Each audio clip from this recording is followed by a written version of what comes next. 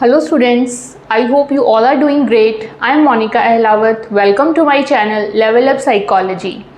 यहाँ हम तैयारी कर रहे हैं यूपीपीएससी की 2026 की परीक्षा स्वास्थ्य शिक्षा अधिकारी के लिए।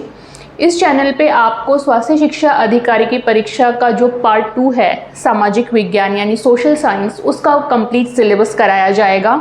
शुरुआत हमने की है यूनिट 3 मनोविज्ञान साइकोलॉजी से और आज ये साइकोलॉजी की 4th क्लास है।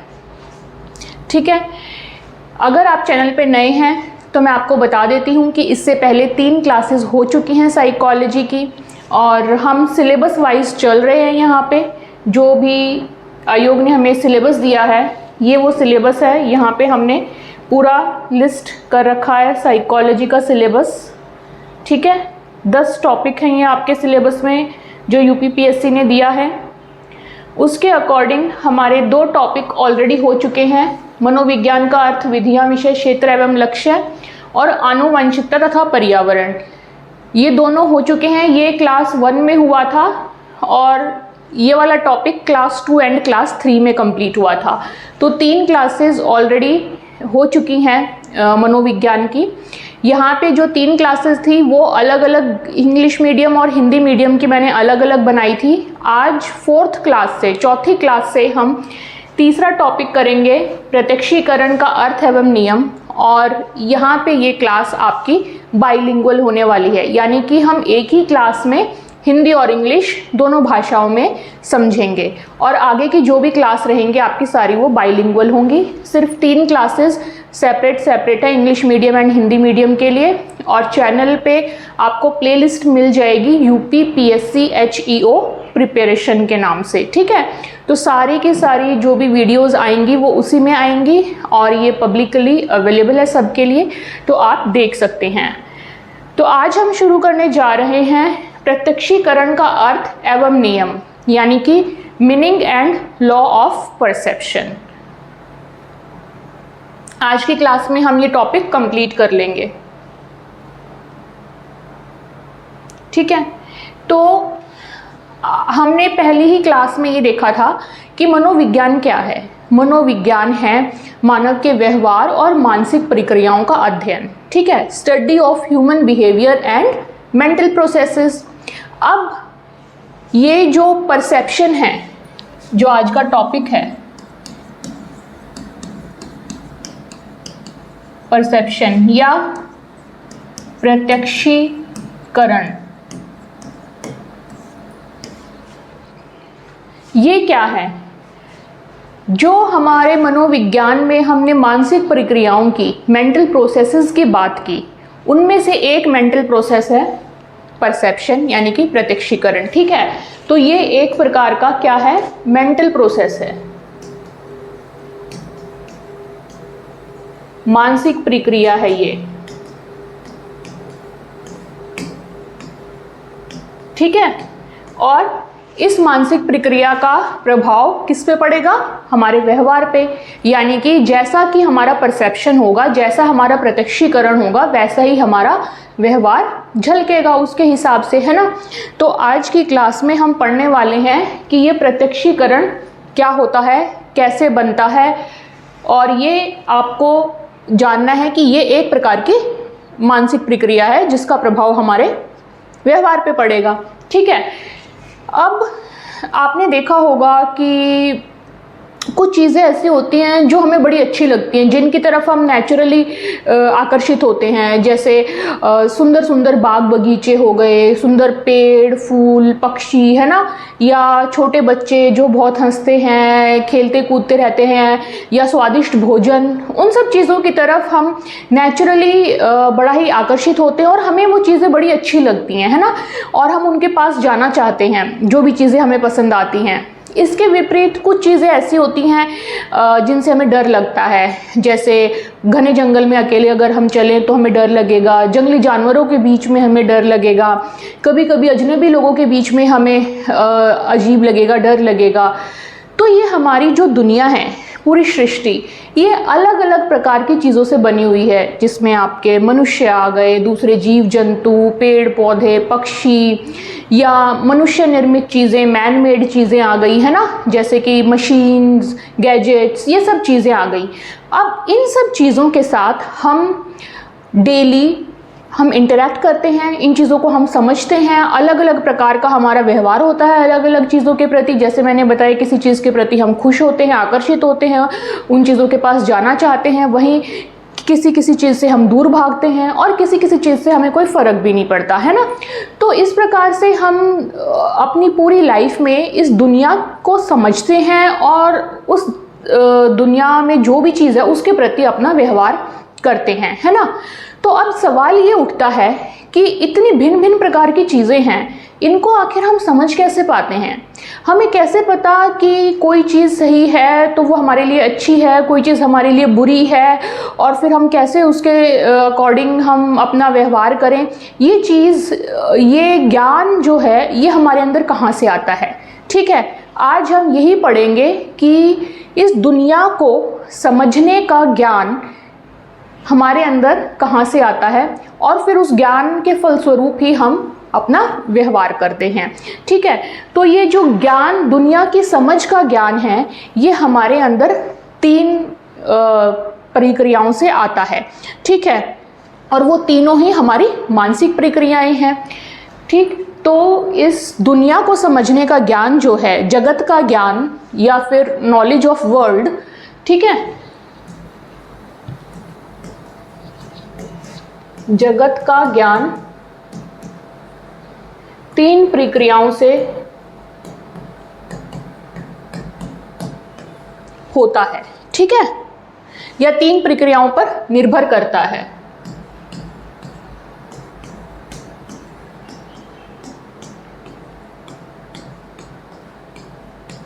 प्रक्रियाओं मतलब कौन सी प्रक्रियाएं? मानसिक प्रक्रियाएं। ठीक है, नॉलेज ऑफ वर्ल्ड,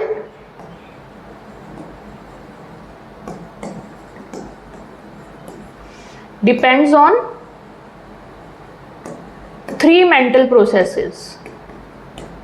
ठीक है, और ये 3 मेंटल प्रोसेसेस कौन कौन से हैं? सबसे पहला प्रोसेस है आपका, जिसको बोलते हैं संवेदना। ठीक है, यानी कि सेंसेशन।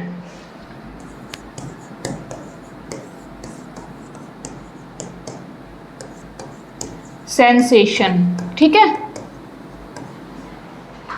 दूसरा प्रोसेस उसके बाद क्या है? ध्यान, यानी कि अटेंशन। ठीक है, और तीसरा प्रोसेस है आपका प्रत्यक्षीकरण। ठीक है, प्रत्यक्षीकरण यानी कि परसेप्शन।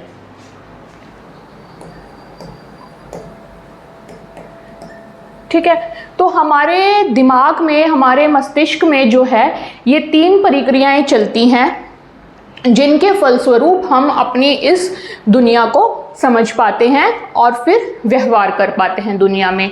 ठीक है, तो सबसे पहले आता है संवेदना, फिर उसके बाद ध्यान, और फिर प्रत्यक्षीकरण। सबसे पहले हमारे अंदर सेंसेशन आती है, फिर हम अटेंशन पे करते हैं, और फिर हम उसके अकॉर्डिंग परसेप्शन अपना बनाते हैं। ठीक है, अब आपका जो टॉपिक है वो है इनमें तीनों में से एक मानसिक प्रक्रिया, जिसका कि नाम है प्रत्यक्षीकरण यानी कि परसेप्शन। ठीक है, क्योंकि परसेप्शन तीसरे स्टेप में आता है, तो इसलिए हमें थोड़ा थोड़ा इन दोनों को भी यहाँ समझना पड़ेगा। ठीक है, मैं यहाँ बहुत ज़्यादा डिटेल में इनको नहीं कराऊंगी, क्योंकि आपके सिलेबस में ज़्यादा डिटेल में नहीं है, लेकिन मैं इतना इनफ करा दूंगी कि आपको अच्छे से कंसेप्ट क्लियर हो जाए और आपको प्रत्यक्षीकरण समझ में आए। ठीक है, तो अब आगे चलते हैं।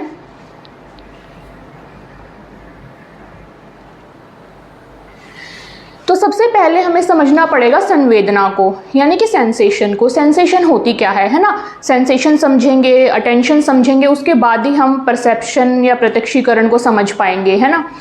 तो अब अगर मैं आपसे पूछूं फिलहाल इसी मोमेंट में कि आप अपनी सिचुएशन को डिस्क्राइब करो, ठीक है, कि आपकी जो भी परिस्थिति है अभी उसको आप उसका वर्णन कीजिए, तो आप क्या कहेंगे? आई एम श्योर कि 90-95% लोग अभी यही कहेंगे कि हम ऑनलाइन क्लास अटेंड कर रहे हैं, ठीक है, कि हम साइकोलॉजी की क्लास पढ़ रहे हैं आज, ठीक है। एक सेंटेंस में अगर मैं कहूँ तो ज़्यादातर स्टूडेंट्स जो है वो यही कहेंगे कि हम साइकोलॉजी की क्लास अटेंड कर रहा हूं या कर रही हूं।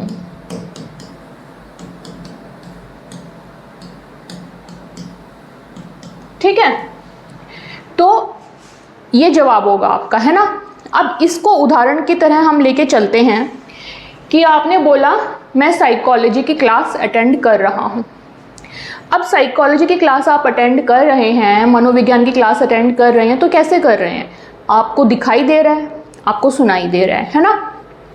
तो आपको जो ये दिखाई दे रहा है और सुनाई दे रहा है वो कैसे दे रहा है कि जो भी लाइट वेव्स हैं, यानी कि जो भी रोशनी है, हमें कुछ भी कैसे दिखता है। जब कोई ये पेन है, अगर ये मुझे दिखाई दे रहा है तो वो कैसे दिखाई दे रहा है? जब रोशनी इससे मेरी आँखों में आ रही है और उसके बाद फिर जो आँखों में प्रोसेस चलता है, इमेज बनती है, उसके फलस्वरूप मुझे ये दिखाई दे रहा है ना।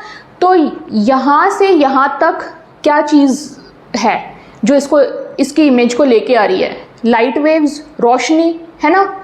इसी तरह जब हमें कुछ सुनाई देता है तो हमारे कानों तक कोई भी स्टिमुलस हुआ, जैसे कुछ भी शोर हुआ, ठीक है, अगर मैं ऐसे ऐसे क्लैपिंग कर रही हूँ या मैं बोल रही हूँ, तो ये जो चीज़ है इसको हमारे कानों तक कौन लेके आता है? साउंड वेव्स, ध्वनि, है ना। ध्वनि की जो ऊर्जा होती है वो हमारे कानों तक उसको लेके आती है। तो जो भी चीज़ हमें दिखाई दे रही है, हमें सुनाई दे रही है, ये चीज़ें क्या हैं? ये है हमारे स्टिमुलस, ठीक है। अब इसको अपने एग्जाम्पल पे फिट करते हैं कि साइकोलॉजी की क्लास अटेंड कर रहा हूँ, ठीक है। आप क्लास को अटेंड कर रहे हैं, यानी कि आप क्लास को देख पा रहे हैं और सुन पा रहे हैं। ऐसा क्यों? क्योंकि आपके पास ज्ञानेंद्रियां हैं, सेंस ऑर्गन्स हैं, आपके पास कान है सुनने के लिए, आपके पास आंखें हैं देखने के लिए, ठीक है। अब मैं यहाँ जो भी पढ़ा रही हूँ, ठीक, उस जानकारी को आपकी ज्ञानेंद्रियां ग्रहण कर रही हैं, रिसीव कर रही हैं। अब जैसे अगर यहाँ पे हम ज्ञानेंद्रियां क्या हो गई? सेंस ऑर्गन्स, ठीक है। यहाँ पे आपकी ज्ञानेंद्रियां हैं या सेंस ऑर्गन्स। एग्जाम्पल क्या हो गए? आपके आईज हो गए, ईयर्स हो गए, ठीक है। अब यहाँ से जो है, जैसे यहाँ पे अगर क्लास चल रही है आपकी, ठीक है, यहाँ क्लास चल रही है, तो यहाँ से आपके पास इन ज्ञानेंद्रियों पे, आईज पे जो है लाइट वेव्स आएंगी, ठीक है, या रोशनी, और कानों के लिए आपके पास साउंड वेव्स आएंगी, यानी कि ध्वनि तरंगे, ठीक है। तो ये सब जो है आपके सेंस ऑर्गन्स पे आएंगी। अब ये क्या है? ये जो क्लासरूम ने ये जो भेजा है, इसको क्या कहेंगे? इसको कहेंगे उद्दीपन, ठीक है, या स्टिमुलस, ठीक है। जो हमारे सेंस ऑर्गन्स को जाके उत्तेजित करती हैं उसको हम उद्दीपन कहते हैं या फिर हम उसको स्टिमुलस कहते हैं, ठीक है। तो ये जो है आपका, ये पोर्शन कहलाएगा स्टिमुलस या स्टिमुलाई, प्लूरल है तो स्टिमुलाई, ठीक है, उद्दीपन, ठीक। ये हम क्या कर रहे हैं? अभी हम पढ़ रहे हैं सेंसेशन,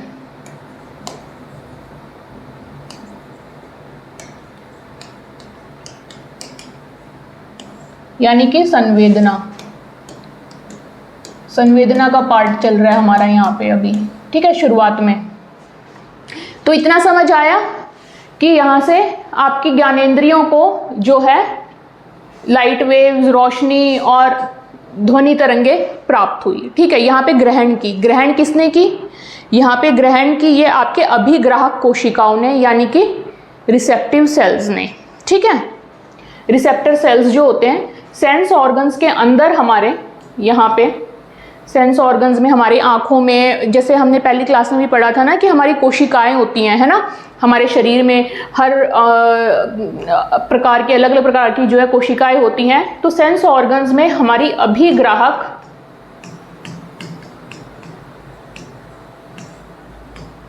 कोशिकाएं होती हैं। अभिग्राहक मतलब जो ग्रहण कर रही हैं, ठीक है, इनको रिसेप्टर सेल्स बोलते हैं इंग्लिश में। ठीक है, ये यहाँ पे इनको ग्रहण करती हैं हमारे सेंस ऑर्गन्स के अंदर, हमारी ज्ञानेंद्रियों के अंदर। ये इनके थ्रू क्या आ रही है, हमारे पास इंफॉर्मेशन आ रही है, जानकारी आ रही है। ठीक है, ये जो लाइट वेव्स हैं, ये साउंड वेव्स हैं, ये क्या लेके आ रहे हैं, जानकारी लेके आ रहे हैं ना। तभी तो आप सुन के कुछ हिसाब लगा पा रहे हो कि क्या बोला जा रहा है, क्या देख रहे हो आप, है ना। इनके अंदर क्या होती है, इनके अंदर होती है इंफॉर्मेशन। ठीक है, जानकारी, जो भी ये लेके आ रहे होते हैं। ठीक, जो मेन मटेरियल जो होता है, जो कि हमें चाहिए, क्या सुन रहे हैं, क्या देख रहे हैं, वो इन वेव्स के थ्रू आता है। ये वेव्स कैसी होती हैं, भौतिक होती हैं।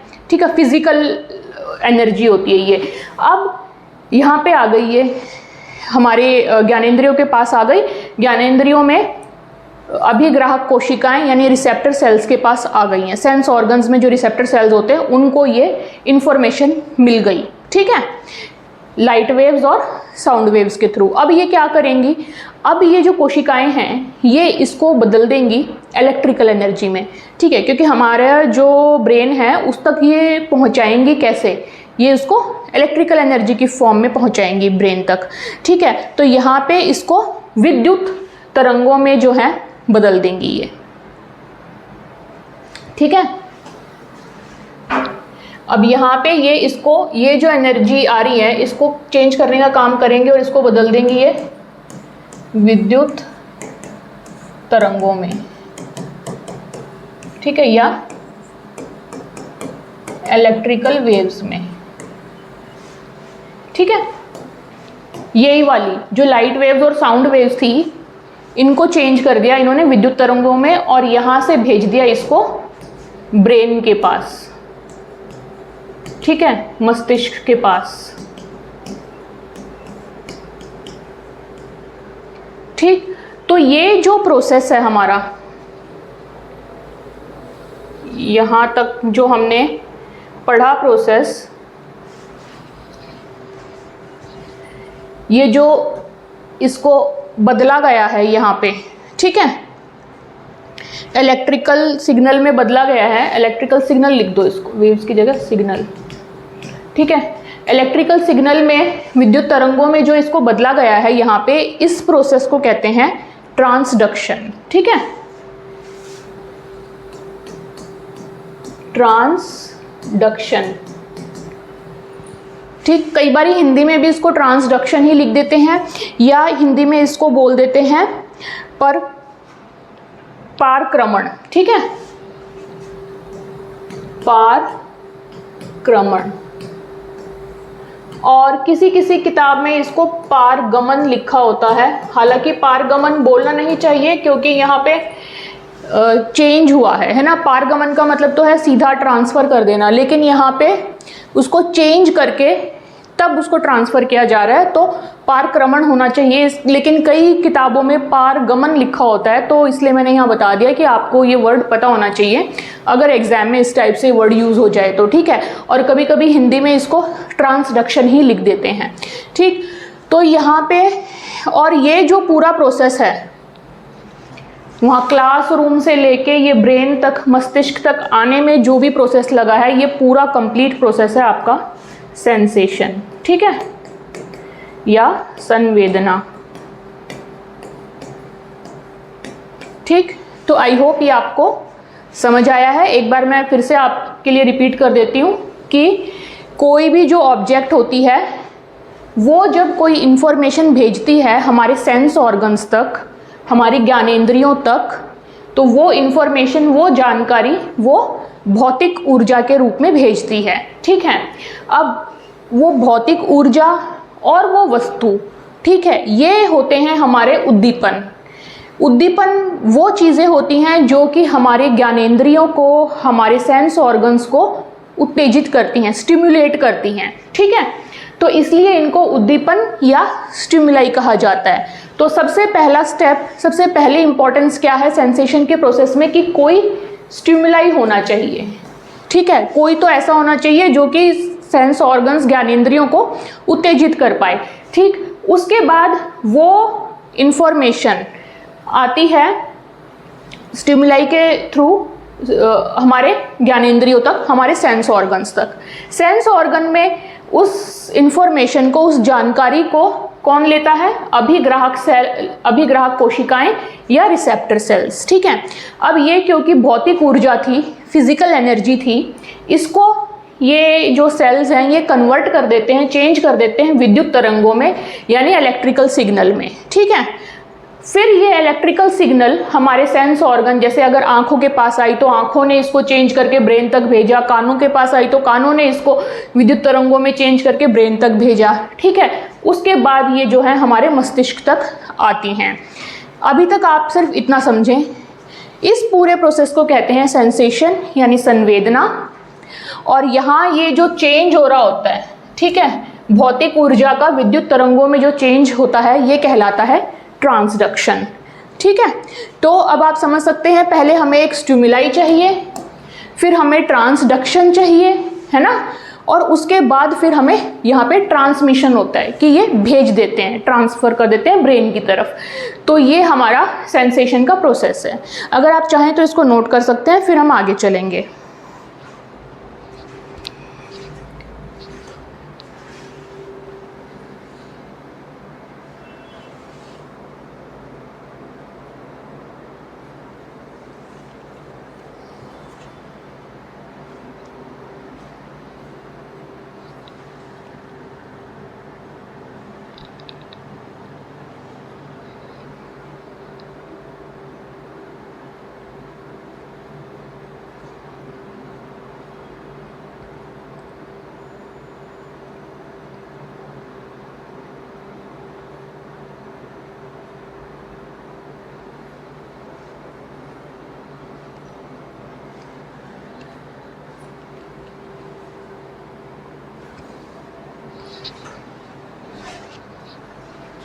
चलिए,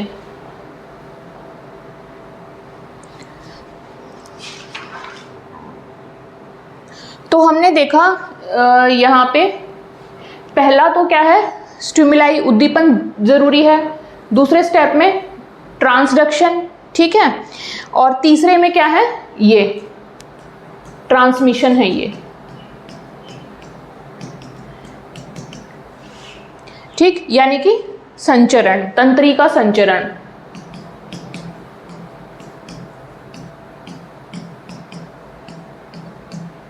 ठीक है, सेंसेशन में, संवेदना में ये तीन हमारे पार्ट आए, हमने देखा, ठीक है।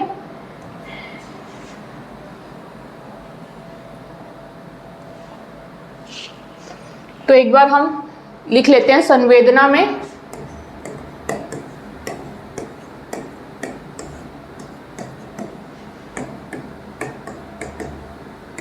कौन कौन से हमारे तीन स्टेप थे। पहला, हमारे पास उद्दीपन होना चाहिए, ठीक है, यानी कि स्टिमुलाई होना चाहिए जो इंफॉर्मेशन को लेके जाएगा कहाँ, सेंस ऑर्गन्स तक, ज्ञानेंद्रियों तक, ठीक है। ज्ञानेंद्रियों में फिर क्या होगा, जो हमारे रिसेप्टर सेल्स होते हैं, अभिग्राहक सेल्स होते हैं, वो उसको ट्रांसडक्शन करेंगे, ठीक है, यानी कि जो भी फिजिकल एनर्जी है, जो भी भौतिक ऊर्जा है, उसको वो इलेक्ट्रिकल सिग्नल में, विद्युत तरंगों में बदलेंगे, ठीक है। पारक्रमण या पारगमन, ठीक है। उसके बाद फिर क्या होगा, ये वाली एनर्जी जो है ये फिर मस्तिष्क तक पहुंचाई जाएगी, ब्रेन तक पहुंचाई जाएगी। तो तीसरा क्या है, ट्रांसमिशन होगा। ट्रांसमिशन मतलब न्यूरल ट्रांसमिशन, न्यूरल मतलब जो तंत्रिकाएं होती हैं हमारे दिमाग में, जो ट्रांसमिशन होता है वो, ठीक है। तो यहाँ पे क्या होगा, ये तंत्रिका संचरण।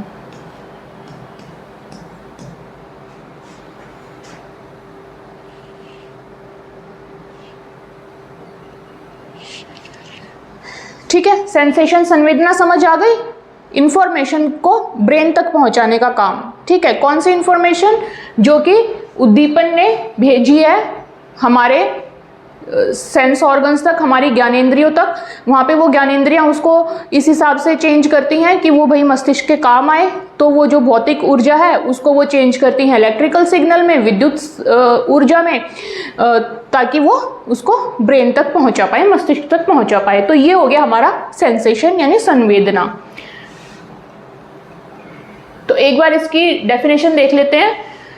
संवेदना वह प्रक्रिया है जिसके द्वारा ज्ञानेंद्रियां वातावरण से प्राप्त उद्दीपकों यानी स्टिमुलाई को ग्रहण करके उनकी सूचना मस्तिष्क तक पहुंचाती हैं, ठीक है। यही हमने पढ़ा है।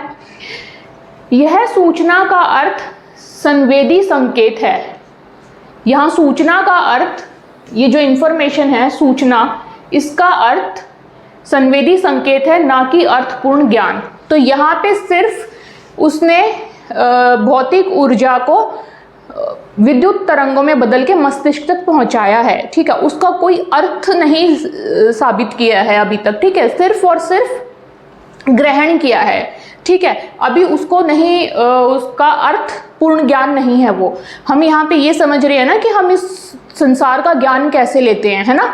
संसार के ज्ञान में हमने 3 स्टेप बताए, संवेदना, ध्यान और प्रत्यक्षीकरण, है ना। तो अभी संवेदना चल रहा है। संवेदना में अभी सिर्फ हमें इंफॉर्मेशन मिली है, ठीक है। उस इंफॉर्मेशन का क्या मतलब है, क्या अर्थ है, वो अभी कुछ नहीं पता, ठीक है। तो ये सिर्फ संकेत है, सिर्फ सूचना है, सूचना का अर्थ कुछ नहीं है यहाँ पे, ठीक है। So sensation is the process by which sensory receptors receive stimuli from the environment and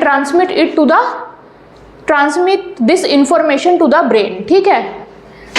वही बात है कि इंफॉर्मेशन यहाँ पे क्या है, ये सिर्फ जो है एक सेंसरी इनपुट है, ठीक है। ब्रेन तक जो भी इंफॉर्मेशन आ रही है वो एक प्रकार का सेंसरी इनपुट है, उसका कोई मीनिंग नहीं है अभी तक, ठीक है। उसमें कोई नॉलेज या कोई मीनिंग समाहित नहीं है, ठीक है। अब हम आगे चलते हैं।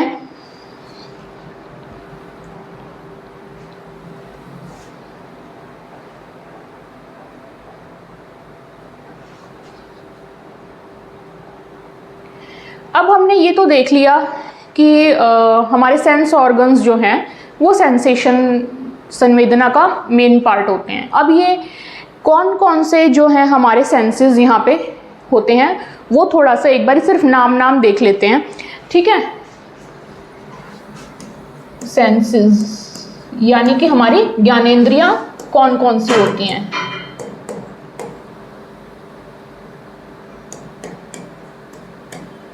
ठीक है, तो पहली क्या होगी हमारी, विजन यानी कि दृष्टि, ठीक है, जिसके थ्रू हम देख पाते हैं।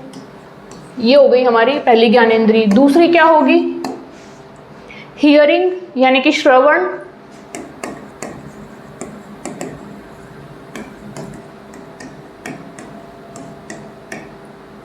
ठीक है।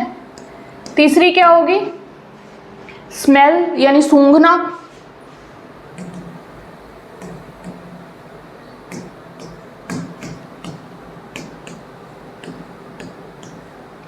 ठीक है। चौथी क्या होगी, टेस्ट, स्वाद, ये आपको पता ही होंगे वैसे।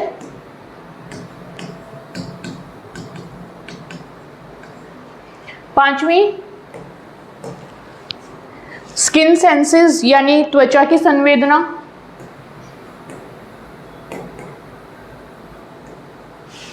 ठीक है, त्वचा संवेदना। और एक छठी है आपकी काइनेस्थेटिक सेंस,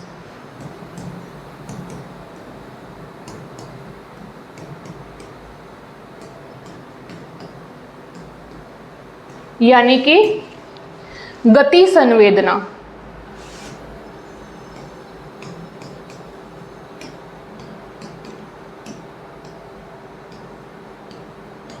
ठीक है, अब यहाँ पे आपको ये 5 सेंस तो पता ही होगा, है ना, तो इनको थोड़ा एक्सप्लेन करने की ज़रूरत है नहीं, और ज़्यादा डिटेल में तो वैसे भी नहीं पढ़ना हमें, क्योंकि सेंसेशन हमारा पार्ट नहीं है। काइनेस्थेटिक सेंस यानी गति संवेदना क्या होती है, ये शायद आपके लिए हो सकता है नया सुनने में आया हो। इसका क्या मतलब है कि हमारे जो बॉडी के पार्ट्स हैं, ठीक है, उनकी पोजीशन, उनकी मूवमेंट, उनकी स्पीड को सेंस करना। जैसे सपोज करो आंख बंद करके आपको नमस्ते करनी है, तो आप ऐसे कर सकते हैं, राइट। आपको पता है कि कहाँ पे आपको दूसरा हाथ आ रहा है ना, दोनों हाथ आपस में कहाँ पे आ रहे हैं, कैसे आ रहे हैं ना। ऐसा तो नहीं है ना कि नमस्ते करते टाइम एक हाथ इधर जा रहा है एक हाथ इधर जा रहा है, ऐसे नहीं है ना। तो आपको अपनी बॉडी के हर पार्ट की पोजीशन, उसकी मूवमेंट का जो है वो ख्याल है, वो सेंस आपके अंदर है, तो इसलिए ये जो है ये काइनेस्थेटिक सेंस। और आपको ये भी पता है कि कितनी देर में, स्पीड का भी अंदाजा है ना, कि जैसे आप ऐसे करके ला रहे हैं तो आपको पता है कितनी स्पीड है। ऐसा नहीं है कि एक तो हाथ जल्दी आ रहा है और एक अभी यहाँ पे ही रह गया है, तो ऐसा नहीं है कि आपको ये चीज़ नहीं पता है। तो आपको इस चीज़ की सेंस है कि आपकी जो बॉडी के जो पार्ट्स हैं, ठीक है, उनकी पोजीशन क्या है, कहाँ पे वो किस तरीके से हैं, कैसे उनकी मूवमेंट है और कैसे वो किस स्पीड से जो है वो काम करते हैं। ठीक, तो ये कहलाता है आपका गति संवेदना या काइनेस्थेटिक सेंस। ठीक है, अब आगे चलते हैं। हमारा सेंसेशन खत्म हो गया, ठीक है, तो हमारा दूसरा क्या था, अटेंशन यानी कि ध्यान, है ना। इस दुनिया की जो संसार का जो ज्ञान है, हम जो ज्ञान लेते हैं, जो ज्ञान समझते हैं, वो 3 प्रोसेस में होता है हमारा, 3 प्रक्रियाओं के थ्रू होता है ना। पहला क्या था, संवेदना यानी कि सेंसेशन, दूसरा है हमारा ध्यान यानी कि अटेंशन, और तीसरा परसेप्शन, प्रत्यक्षीकरण।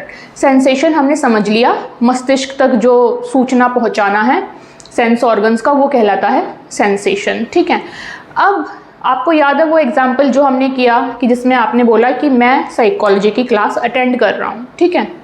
अब हो सकता है कि आपके आसपास कुछ और लोग, 2-3 लोग बैठ के बातें कर रहे हों, कोई हो सकता है म्यूज़िक सुन रहा हो, टीवी सुन रहा हो, या हल्के हल्के गाने बज रहे हों, है ना।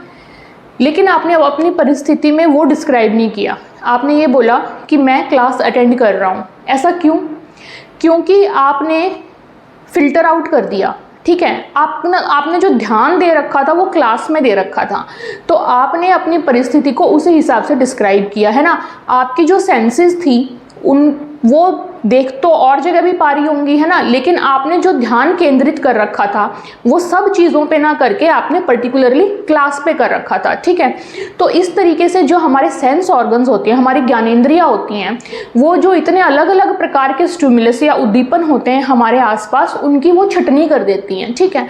और जो मेन चीज़ होती है वो हम उस पर फोकस करते हैं, उस पर अटेंशन पे करते हैं, ठीक। अब जैसे वहाँ पे मैंने बोला कि लोग बात कर रहे होंगे, म्यूज़िक भी चल रहा हो सकता है, या हो सकता है कि आप कई बच्चे जैसे ट्रैफिक में भी क्लास अटेंड कर रहे होते हैं, है ना, तो उस टाइम पे आसपास ट्रैफिक है या मेट्रो है, मेट्रो में सफ़र कर रहे हैं, आसपास इतने लोग हैं, बहुत तरीके की चीज़ें हो रही होंगी, है ना, जो कि आपके लिए उद्दीपन का काम कर सकती हैं, आपके लिए स्टिमुलस हो सकती हैं, है ना। लेकिन आपके मस्तिष्क ने क्या किया कि उनको फिल्टर आउट कर दिया, उनकी छटनी की। क्यों? क्योंकि आपने ध्यान लगा रखा था। तो ध्यान की प्रक्रिया जो है वो बेसिकली छटनी कर देती है उद्दीपनों की, ठीक है।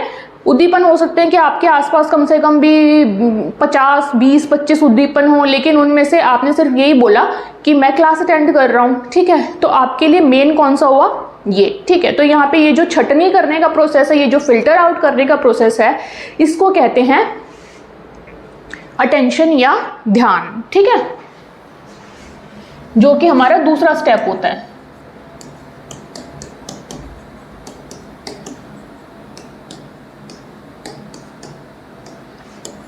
ठीक, इसकी हम एक बार डेफिनेशन देख लेते हैं। जो मैंने बताया वही है, ध्यान वह मानसिक प्रक्रिया है जिसके द्वारा व्यक्ति अनेक उद्दीपकों में से किसी एक विशेष उद्दीपक पर अपनी चेतना या मानसिक शक्ति को केंद्रित करता है। ठीक है, आसपास बहुत होंगे लेकिन आप सिर्फ एक ही उद्दीपन पे केंद्रित हैं, वहीं पे फोकस कर रहे हैं, तो उसको कहेंगे हम अटेंशन या ध्यान। ठीक है, attention is the mental process of focusing awareness on a particular stimulus among many. ठीक है, तो जहाँ पे आप अपनी चेतना को लगा रहे हैं, जिस स्टिमुलस पे लगा रहे हैं, दैट इज योर अटेंशन।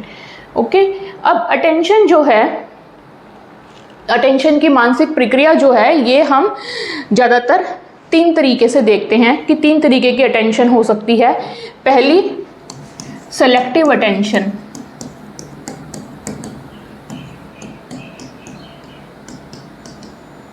ठीक, यानी कि चयनात्मक ध्यान। ठीक है, आपने चुना है, सेलेक्ट किया है।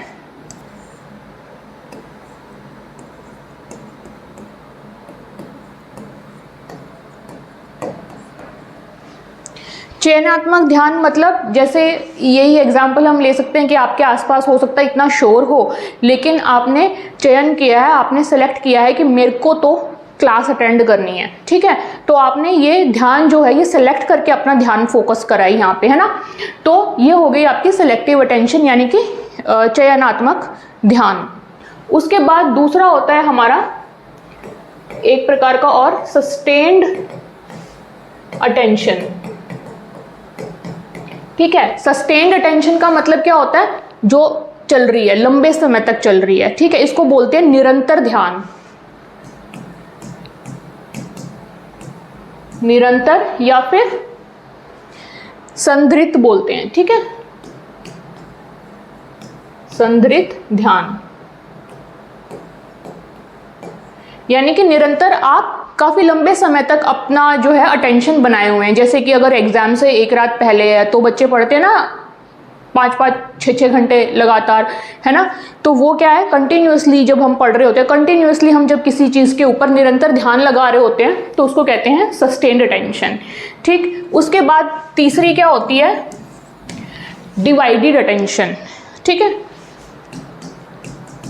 डिवाइडेड अटेंशन यानी कि विभाजित, बटी हुई, है ना, बटा हुआ ध्यान। इसको क्या कहेंगे, विभाजित या फिर विभक्त।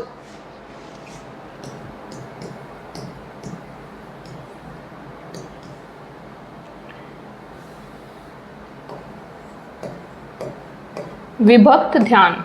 ठीक है, यहाँ पे क्या है कि एक ही टाइम पे जो है आपका जो ध्यान है वो बटा हुआ है अलग अलग चीज़ों में। जैसे असाइनमेंट हम बना रहे हैं लेकिन साथ के साथ म्यूज़िक सुन रहे हैं, है ना, या हम फ़ोन पे बात कर रहे हैं और साथ के साथ नोट्स बना रहे हैं, तो ये क्या हो गया, आपका ध्यान बट गया अलग अलग चीज़ों में, है ना, डिवाइडेड अटेंशन हो गई। तो इसको क्या कहेंगे, विभाजित या विभक्त ध्यान। तो इस प्रकार की आपकी अटेंशन या ध्यान की प्रक्रिया होती है। अब हमने ये तो बोल दिया कि सेलेक्टिव अटेंशन है या निरंतर ध्यान लगा रहे हैं या हम डिवाइडेड अटेंशन चल रही है हमारी। अब ऐसा क्यों होता है, हम ये कैसे डिसाइड करते हैं कि भाई हमारी जो अटेंशन है वो कहीं तो ज़्यादा होगी या किस पे हम लगाएं अटेंशन, है ना। इतने सारे हमारे आसपास उद्दीपन हैं, इतने सारे स्टिमुलस हैं, तो उसमें से हमारा ध्यान किस चीज़ पे जाएगा। अब हो सकता है कि कल आपका एग्ज़ाम है तो आज आपके लिए इम्पॉर्टेंट है कि आप सारी रात पढ़ो, आप क्लास अटेंड करो, है ना, तो आप उस पर ध्यान लगाओगे। या हो सकता है कि कोई बहुत दिनों से, जैसे लोग बड़े फ़ैन होते हैं मैच के, फुटबॉल मैचेस चल रहे हैं, ये सब चल रहे हैं, तो हो सकता है कि वो एग्ज़ाम होते हुए भी वो डिस्ट्रैक्ट हो जाएं और अपना ध्यान किस पे लगा दें, जो कि फुटबॉल मैच चल रहे हैं कि भाई इतने साल में आता है और हमारी फेवरेट टीम खेल रही है तो हम तो देखेंगे, हम तो सपोर्ट करेंगे, है ना। तो यहाँ पे ध्यान कहाँ गया, फुटबॉल मैचेस पे गया। तो इस तरीके से जो है कुछ चीज़ें होती हैं, कुछ फैक्टर्स होते हैं, कुछ कारक होते हैं जो कि हमारे ध्यान को प्रभावित करते हैं कि हम ध्यान किस पे लगाएं, है ना, वो चीज़ मैटर करती है। तो ऐसे कुछ कारक तो इंटरनल होते हैं यानी हमारे अंदर के होते हैं, और कुछ ऐसे होते हैं जो बाहर होते हैं, बाहर प्रेजेंट होते हैं, ठीक है। तो वो हम देखते हैं। अभी ध्यान के कारक यानी फैक्टर्स ऑफ अटेंशन, बाह्य कारक, एक्सटर्नल फैक्टर्स और इंटरनल फैक्टर्स हम देखेंगे। बाह्य कारक कौन से होते हैं? ये वे कारक हैं जो वातावरण या उद्दीपक में मौजूद होते हैं और ध्यान आकर्षित करते हैं। ठीक है, बाहर की चीज़ें होती हैं और वहाँ पे इनकी इंटेंसिटी, इनका प्रभाव इतना ज़्यादा होता है कि ये हमें एकदम से हमारा ध्यान खींच लेते हैं, आकर्षित करते हैं। एकदम से आप सपोज करो पढ़ रहे हो क्लास में और एकदम से बाहर जोर की आवाज़ आए तो आप फटाक से देखोगे ना मुड़ के कि ये आवाज़ कहाँ से आई है ना, तो वो ध्यान किसने खींचा? बाहर के किसी कारक ने खींचा। ठीक है, तो ये होता है आपका उद्दीपक में मौजूद हो कोई कारक। ठीक है, these are the factors present in the stimulus or environment that attract attention। ठीक है, ये अपने आप आपकी अटेंशन ग्रैब कर लेते हैं, अट्रैक्ट कर लेते हैं। ठीक है, कौन कौन से फैक्टर्स आते हैं इसमें? एग्जाम्पल क्या होगा? तीव्रता, इंटेंसिटी, जैसे अगर बहुत तेज लाइट आ रही है ना, या तेज ध्वनि आ रही है, जैसे मैंने बताया कि बाहर शोर हुआ एकदम से तो आप देखेंगे है ना, या एकदम से कहीं से फ्लैश हुआ, बहुत तेज लाइट आई, तेज प्रकाश आया तो आप देखेंगे।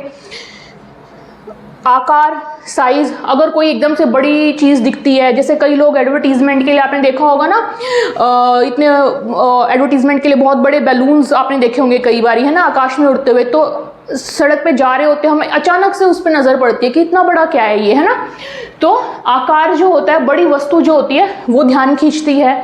तो ये ऐसे कारक हैं जो खुद आपका ध्यान खींच रहे होते हैं अपनी अलग अलग खूबियों की वजह से, जैसे बहुत ज़्यादा इंटेंसिटी हो गई, बहुत बड़ा साइज हो गया, या विरोध, परिवर्तन। ठीक है, कंट्रास्ट या चेंज, अलग या असामान्य चीज़, कोई चीज़ ऐसी जो बिल्कुल डिफरेंट हो देखने में, है ना, या एकदम से अलग, जैसे नॉर्मल आप कहीं जा रहे होगे वहाँ आपको अलग सा कुछ दिख जाए तो तकरीबन ध्यान चला जाता है ना। अगर आप जा रहे हो और एकदम से बीच में कोई दूसरी एथनिसिटी के लोग आ जाए, है ना, एकदम से ध्यान जाता है कि ये कौन जा रहे हैं, है ना। गति, मूवमेंट, चलती हुई वस्तु, अगर सब स्टिल है और एकदम से कोई वस्तु चल रही है तो उसके ऊपर ध्यान जाएगा। पुनरावृत्ति या रिपीटिशन, या एक चीज़ जो बार बार रिपीट करके आपके दिमाग में डाली जा रही होगी तो उस चीज़ की तरफ ध्यान जाएगा, है ना। जो एडवर्टीजमेंट्स होते हैं ये सब क्या होते हैं? बार बार दिखाए जाते हैं लोगों को ताकि उसकी तरफ जो है ध्यान आकर्षित हो। नवीनता, नॉवेल्टी, या कोई नई चीज़, है ना, नई चीज़ जब आती है तो हम एकदम से देखते हैं अरे नया क्या आया मार्केट में, है ना। कोई भी नई चीज़ जो होती है उसको एकदम से लॉन्च भी इस तरीके से करते हैं कि ये आ रहा है नया मार्केट में, है ना, या ये नया सुपर हीरो अभी इस फिल्म में लॉन्च हो रहा है, या कोई नई खाने की मैगी आ रही है ना। तो इस तरीके से जो नई नई चीज़ें आती हैं वो हमारा ध्यान आकर्षित करती है। तो यहाँ पर आपको क्या ध्यान देना है? बाह्य कारक कौन से होते हैं जो खुद हमारा ध्यान आकर्षित करते हैं, उनमें कुछ ऐसी विशेषता होती है कि वो हमारी अटेंशन को अट्रैक्ट करते हैं, ध्यान को आकर्षित करते हैं। ठीक है, यहाँ पे ऐसा नहीं है कि हमें ज़रूरत है, हमारा एग्ज़ाम है तो हम उसको चुने कि हम इस पे ध्यान लगाएं कि नहीं, है ना, ऐसा नहीं है। वो खुद ही इस प्रकार से है कि वो आपका ध्यान खींचे अपनी तरफ। और ज़्यादातर ऐसी चीज़ें कहाँ पाई जाती हैं? जब किसी को मार्केटिंग वगैरह की चीज़ों में, है ना, आप देखेंगे कि आपका ध्यान एकदम से खींचना है अपनी तरफ। तो उसके बाद है आंतरिक कारक, इंटरनल फैक्टर। अब हमारी अटेंशन इंटरनल फैक्टर्स की वजह से भी कुछ डिपेंड करती है कि हमारे अंदर क्या चल रहा है, उसके हिसाब से हमारी कुछ चॉइसेस होंगी, हमारे कुछ मान्यताएं होंगी जिसकी वजह से हम अपना ध्यान जो है अलग अलग चीज़ों पे लगाएंगे। वो चीज़ें क्या होती हैं? ये वे कारक हैं जो व्यक्ति के अंदर होते हैं और ध्यान को प्रभावित करते हैं। ठीक है, these are factors present within the individual that affect attention. ये कौन कौन से होते हैं? जैसे रुचि, इंटरेस्ट। ठीक है, जिस चीज़ में रुचि हो उस पर ध्यान जाता है ना। अब जैसे सपोज करो आप जा रहे हो रोड पे कहीं पे, है ना, और आपका क्रिकेट में इंटरेस्ट, और आप देखो गली में अगर कोई बच्चे क्रिकेट खेल रहे हैं तो आप एक सेकंड के लिए रुक के उसको देखने लग जाओगे। ऐसा क्यों? क्योंकि आपको इंटरेस्ट था। ऐसा नहीं है कि वो बच्चे बहुत ज़ोर से चिल्ला रहे हैं या वो आराम से नॉर्मल गली का क्रिकेट खेल रहे हैं, लेकिन आपको जो है पसंद है तो आप रुक जाओगे। एंड हो सकता है कि आप जाके बोलो कि 1 मिनट के लिए मुझे बैटिंग के लिए दे दो या बॉलिंग के लिए दे दो, है ना, इस तरीके से। और तो ये क्या हुआ? ये किसके बेसिस पे हुआ? यहाँ पे ध्यान किसके बेसिस पे गया? आपके इंटरेस्ट के बेसिस पे, आपकी रुचि के बेसिस पे। उसके बाद क्या है? प्रेरणा, आवश्यकता, यानी मोटिवेशन, नीड, भूख, लक्ष्य, इच्छा। अब आपका मोटिवेशन यहाँ पे क्या है? आपकी यहाँ पे नीड क्या है कि आपको स्वास्थ्य शिक्षा अधिकारी बनना है, ठीक है। तो यहाँ पे आपका मोटिवेशन है कि आपको पढ़ना है, तभी आप बनोगे स्वास्थ्य शिक्षा अधिकारी, है ना। तो ये चीज़ जो है, अगर आप क्लास अटेंड कर रहे हो तो इसका मतलब क्योंकि आपको ये चीज़ मोटिवेट कर रही है कि मुझे ये एग्जाम क्लियर करके स्वास्थ्य शिक्षा अधिकारी बनना है ना। तो ये एक इंटरनल फैक्टर है कि आप इस चीज़ से जो है प्रेरित है और ये आपकी ज़रूरत है, ठीक है।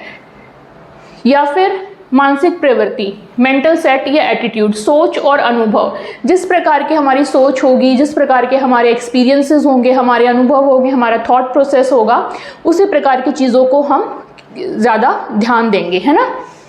ये अक्सर हमारा जो ध्यान है वो इसी मानसिक प्रवृत्ति पे डिपेंड करता है। हम रोज़ सेम चीज़ें करते हैं, क्योंकि हमारी मानसिक प्रवृत्ति वैसी है, हम उसी टाइप की बातें करते हैं, हम उसी टाइप के एक्सपीरियंसेस शेयर करते हैं, है ना। भावनाएं, इमोशंस, खुशी, डर, गुस्सा। अब हमें डर लग रहा है तो हम उस तरीके से अपना ध्यान करेंगे, खुशी हो रही है ना, तो हम फिर सेलिब्रेशन करने पे ध्यान लगाएंगे, गुस्सा आ रहा है तो गुस्सा निकालने पे ध्यान लगाएंगे। तो इस टाइप की चीज़ें जो हैं वो इंटरनल फैक्टर्स हो जाती हैं। आपकी आदतें, हैबिट्स, अभ्यास से बनी आदतें, यहाँ पे जो बार बार प्रैक्टिस करके जो आदतें बनती हैं वो भी आपके ध्यान के लिए इंटरनल फैक्टर होती है, ठीक है। उसके बाद है शारीरिक अवस्था, यानी फिजियोलॉजिकल स्टेट, थकान, स्वास्थ्य, नींद, ठीक है, हेल्थ, टायर्डनेस, स्लीप। ये सब क्या है, हमारे इंटरनल फैक्टर जिनकी वजह से हमारा ध्यान प्रभावित होता है, हमारी अटेंशन अफेक्ट होती है, ठीक है। तो ये कर लिया हमने अटेंशन। अब आपको इतना समझ आ गया होगा, हमारा जो एग्जाम्पल था कि मैं साइकोलॉजी की क्लास अटेंड कर रहा हूँ, इसमें हमने दोनों प्रोसेस अभी तक कवर कर लिए हैं, सेंसेशन, संवेदना, और ध्यान, अटेंशन, ठीक है। कैसे संवेदना के पहले में क्या हुआ कि जो क्लास में से जो भी लाइट वेव्स, साउंड वेव्स आई वो आपके सेंसेस ने ली, ठीक है, और उसको इलेक्ट्रिकल सिग्नल में चेंज करके ब्रेन तक भेज दिया, ठीक। अब आपके सेंसेस ने, आपकी आंखों ने, आपके कानों ने सिर्फ क्लास को ही क्यों सुना, क्योंकि आपने अटेंशन दी, है ना। अब यहाँ तक का आपका प्रोसेस हो गया। अब बात करते हैं तीसरी चीज़ की, आपने उस चीज़ को चुना, है ना। यहाँ पे आपकी थी सेलेक्टिव अटेंशन। अब है हमारा परसेप्शन, यानी कि हमने अटेंटिव होके, हमने चूज़ करके, हमने अपना ध्यान भी लगा लिया कि हमें कौन से स्टिमुलस को इम्पोर्टेंस देनी है, कौन से उद्दीपन को हमें महत्व देना है और उस पर ध्यान केंद्रित करना है, और उस उद्दीपन की हमने नॉलेज भी, उस उद्दीपन की हमने इन्फॉर्मेशन भी ले ली, नॉलेज नहीं, है ना। अब उस इन्फॉर्मेशन को नॉलेज में कन्वर्ट करना है, यानी कि वो इन्फॉर्मेशन क्या कहना चाहती है, ठीक है। वो तीसरा स्टेप है हमारा प्रत्यक्षीकरण या परसेप्शन, ठीक है। प्रत्यक्षीकरण वह मानसिक प्रक्रिया है जिसके द्वारा मस्तिष्क इंद्रियों से प्राप्त संवेदनाओं का संगठन, व्याख्या और अर्थ प्रदान करता है, ठीक है। The process by which the brain organizes, interprets and gives meaning to the sensory information received from the environment, ठीक है। ब्रेन के पास हमने ये जो डायग्राम बनाया था शुरू में ही,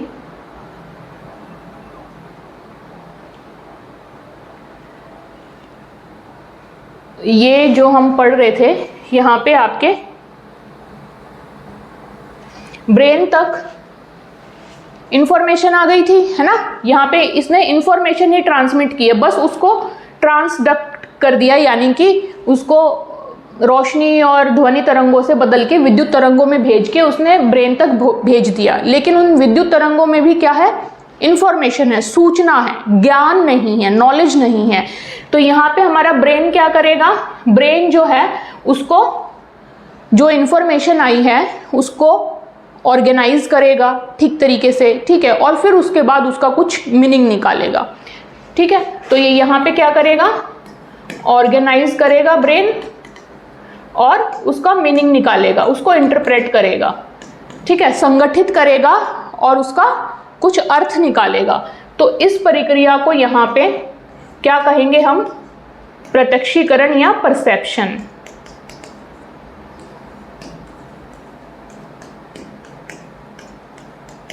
ठीक है, तो अब आप समझ सकते हैं यहाँ पे पूरा प्रोसेस क्या होगा। यहाँ पे हमारा ये क्लासरूम में जो भी पढ़ाया जा रहा है वो इन्फॉर्मेशन लाइट वेव्स और साउंड वेव्स यानी रोशनी और ध्वनि तरंगे, ये कहलाया आपका उद्दीपन, स्टिमुलस। ये सारा कुछ स्टिमुलस आया आपके सेंस ऑर्गन्स तक इन्फॉर्मेशन कैरी करके, ठीक है। इसके पास सूचना थी जो भी क्लास में पढ़ाया जा रहा है उसकी। ये सूचना मिली आपके सेंस ऑर्गन्स को यानी आपके ज्ञानेंद्रियों को, आपके आंखों को, आपके कानों को। इन्होंने क्या किया, इनके पास होती हैं अभिग्राहक कोशिकाएं जो कि रिसीव करती हैं, ये ग्रहण करती हैं ये इन्फॉर्मेशन, ये सूचना। फिर ये क्या करती हैं, अब ये सूचना इनको पहुंचानी है मस्तिष्क तक। लेकिन मस्तिष्क तक ये सूचना जाएंगी कैसे, जब ये विद्युत तरंगों में तब्दील हो जाएंगी तब। तो ये कोशिकाएं, ये रिसेप्टर सेल्स क्या करते हैं, जो भी सूचना इन्फॉर्मेशन इनको मिली ये इसको चेंज कर देंगे विद्युत तरंगों में और फिर उस इन्फॉर्मेशन को भेज देंगे ब्रेन के पास, ठीक है। अब ब्रेन का काम है कि ये जो इन्फॉर्मेशन आई है, ठीक है, उसको वो ऑर्गेनाइज करे, अच्छे से देखे कहाँ पे क्या है, क्या कुछ है, किस तरीके से क्या कुछ बन सकता है, क्या मतलब हो सकता है, ठीक है। ऑर्गेनाइज करे, उसको संगठित करे अच्छे से और उसका अर्थ निकाले, अर्थ बनाए, उस चीज़ को अर्थ दे, ठीक है, मीनिंग बनाए। तो यहाँ पे जो ब्रेन जो संगठित कर रहा है और अर्थ दे रहा है उसको कहेंगे हम प्रत्यक्षीकरण, ठीक है। तो यहाँ पे जब अभी तक तो ये खाली जो भी आप क्लास में पढ़ रहे थे वो सिर्फ सूचना की तरीके से, एक तरीके से लगा लो कि ऐसी सिर्फ सूचना आई है और वो आपके ज्ञानेंद्रियों तक गई, उन्होंने उसको इलेक्ट्रिकल सिग्नल में करके कन्वर्ट ब्रेन तक भेजा। अब ब्रेन ने आपको बताया कि भाई आप जो आज क्लास में पढ़ रहे हो वो साइकोलॉजी का चैप्टर है, ठीक है, और वो आपका ये प्रत्यक्षीकरण और ये सब आप पढ़ रहे हो। तब आपने मेरे को बताया कि मैं साइकोलॉजी की क्लास अटेंड कर रहा हूँ, है ना, वरना तब तक आपको नहीं पता था, ठीक। तो ये क्या है, यहाँ पे आपका प्रत्यक्षीकरण जो है का प्रोसेस ऐसे कंप्लीट होता है।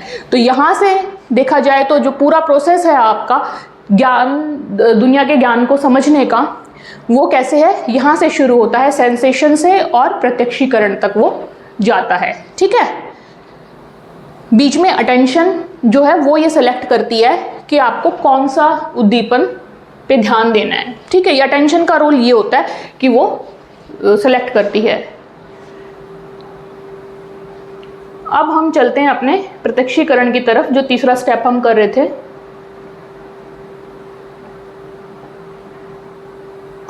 ठीक है, तो प्रत्यक्षीकरण वह मानसिक प्रक्रिया है जिसके द्वारा मस्तिष्क इंद्रियों से प्राप्त संवेदनाओं का संगठन करता है, उनकी व्याख्या करता है और उनको अर्थ प्रदान करता है। तो जो चीज़ का मीनिंग है, अर्थ है, वो मस्तिष्क करता है और ये आपका यहाँ पे जाके निकलता है, तब इसको प्रत्यक्षीकरण या परसेप्शन कहा जाता है, ठीक है।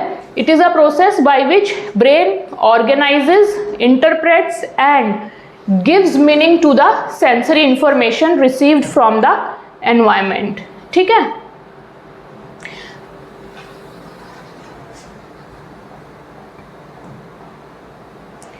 तो ये ज़रूरी नहीं कि आंखें अगर देख पा रही हैं और कान अगर सुन पा रहे हैं तो उसका मतलब भी वो समझ रहा हो इंसान, है ना। जैसे कई बारी लोगों को ब्रेन में इंजरी हो जाती है, ठीक है, तो वो जो इनका इंटरप्रिटेशन वाला पार्ट है, जो इंटरप्रेट करता है, जो इन चीज़ों को संगठित, सूचना को संगठित करके उसका अर्थ प्रदान करता है, वो डैमेज हो जाता है। तो आंखें तो हो सकता है सही हों, है ना, लेकिन उसका कुछ अर्थ नहीं बन रहा उनके दिमाग में कि वो क्या देख रहे हैं या वो क्या सुन रहे हैं, ऐसा नहीं होता, ठीक है। तो अगर स्टिमुलस प्रेजेंट है, उद्दीपन प्रेजेंट है और हमारे सेंस ऑर्गन भी ठीक से काम कर रहे हैं, तो भी उन चीज़ों का प्रत्यक्षीकरण तभी होगा जब हमारा मस्तिष्क भी ठीक होगा, स्वस्थ होगा, है ना। अगर मस्तिष्क के जो पार्ट्स रिस्पॉन्सिबल हैं उस चीज़ को परसीव करने के लिए, उसका प्रत्यक्षीकरण करने के लिए, अगर वो डैमेज हो गए हैं, वो काम नहीं कर रहे हैं, तो प्रत्यक्षीकरण नहीं होगा, ठीक है। तो ये आपको समझना है। सेंसेशन और प्रत्यक्षीकरण का सबसे बड़ा डिफरेंस यही है कि सेंसेशन, संवेदना में सिर्फ सूचना होती है, उसका कोई अर्थ नहीं होता, ठीक है। और परसेप्शन, प्रत्यक्षीकरण में उसी सूचना का हमारा मस्तिष्क अर्थ बता देता है कि क्या अर्थ है इस चीज़ का। ठीक, अब जैसे हमने शुरू में बात की थी कि कोई चीज़ ऐसी होती है दुनिया में, जैसे कि अच्छे फूल, है ना, हंसते हुए बच्चे, स्वादिष्ट भोजन, उनकी तरफ जब हम जाते हैं, अच्छा खाना खाते हैं, तो कौन बताता है हमें कि ये खाना स्वाद है? ये जो मतलब है कि खाना स्वाद है, ये बताया हमारे मस्तिष्क ने। ठीक है, ये हमारे जीभ ने नहीं बताया। ठीक है, जीभ ने तो बस खाना लिया और वो जो सेंसेशन थी उस खाने की वो पहुंचाई हमारे दिमाग तक, फिर दिमाग ने उसको ऑर्गेनाइज किया और उसका अर्थ बताया कि खाना स्वाद था। इसी तरीके से बाकी की जो चीज़ें हैं वो डिपेंड करती हैं। अब सोचने वाली बात है कि हम कुछ चीज़ें देख के डर जाते हैं, कुछ चीज़ें देख के खुश हो जाते हैं। अब हमारे दिमाग को कैसे पता इसका मीनिंग डर हो गया, इसका मीनिंग खुशी होगी, इसका मीनिंग उदास हो गया? ऐसा कैसे हो सकता है? दिमाग को ये चीज़ें कहाँ से पता चलती हैं? वो कैसे अर्थ प्रोवाइड करता है इन चीज़ों के? तो ये चीज़ हम देखेंगे जब हम करेंगे नियम प्रत्यक्षीकरण के, जो आज का ही टॉपिक है, लॉज ऑफ परसेप्शन।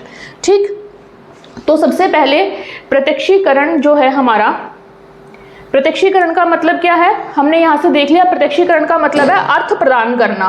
ठीक है, जो भी सूचना हमारे मस्तिष्क तक आई है उसका अर्थ प्रदान करना जो है वो कहलाता है प्रत्यक्षीकरण, है ना।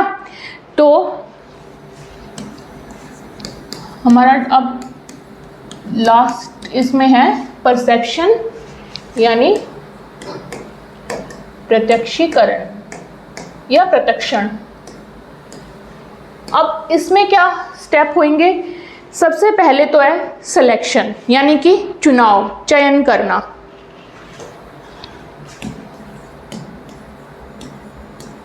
चयन यानी कि सिलेक्शन। यहाँ पे क्या होता है? यहाँ पे जाने अनजाने जो है हम स्टिमुलस का चुनाव कर लेते हैं, यानी कि हमारी अटेंशन जो है, पहले स्टेप में अटेंशन का प्रोसेस हो गया। ठीक है, यहाँ पे एक तरीके से हमने एक स्टिमुलस चूज कर लिया कि इस पे हमारा ध्यान जा रहा है। ठीक, अब क्या होगा? जैसे कि हमने क्लासरूम वाला इतने सारे शोर शराबे में से आपने क्लास अटेंड करने वाला स्टिमुलस चुन लिया।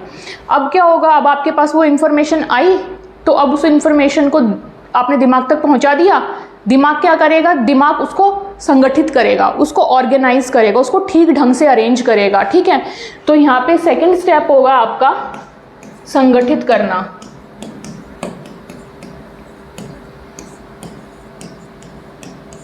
यानी ऑर्गेनाइजिंग। ठीक है, व्यवस्थित तरीके से उसको संगठित किया जाना। अब सबसे जो मेन जो स्टेप आता है मीनिंग बताने के लिए दिमाग को, वो ये होता है संगठित करना। Second step organizing. ठीक है, जिस हिसाब से दिमाग उसको ऑर्गेनाइज करेगा उसी हिसाब से उसका अर्थ बताएगा। ठीक, अब ये जो ऑर्गेनाइजिंग है कि कैसे कैसे दिमाग संगठित करता है, ठीक, इसके कुछ जो है ये स्टडी किया था मनोवैज्ञानिकों ने, और इसके जो सिद्धांत दिए थे उसको कहते हैं गेस्टॉल्ट प्रिंसिपल या गेस्टॉल्ट के सिद्धांत। ठीक है, यहाँ पे आते हैं आपके गेस्टॉल्ट प्रिंसिपल्स या गेस्टॉल्ट के सिद्धांत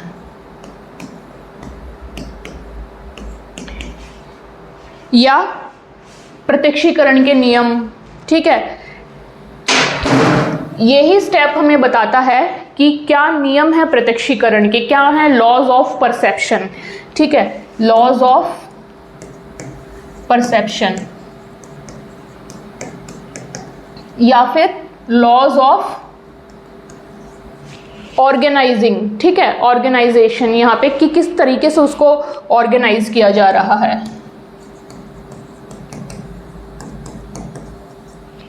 लॉज ऑफ परसेप्शन को क्या कहेंगे? प्रत्यक्षीकरण के नियम।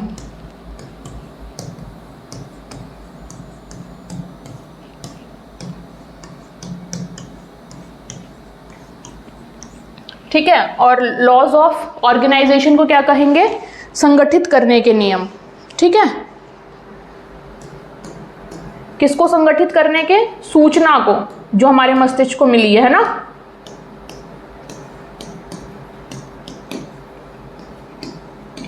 ठीक है।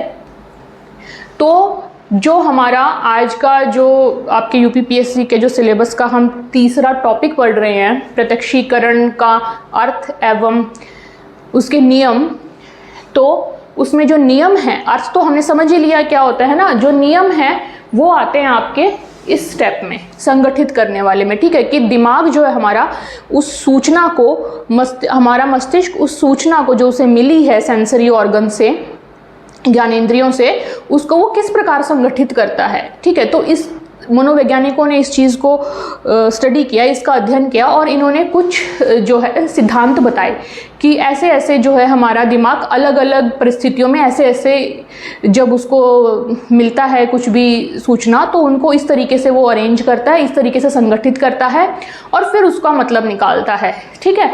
तो यहाँ पे कैसे कैसे उनको संगठित करता है, कैसे कैसे ऑर्गेनाइज करता है, वो चीज़ें हम यहाँ पढ़ेंगे और वही है आपका लॉज ऑफ परसेप्शन या प्रत्यक्षीकरण के नियम, ठीक है।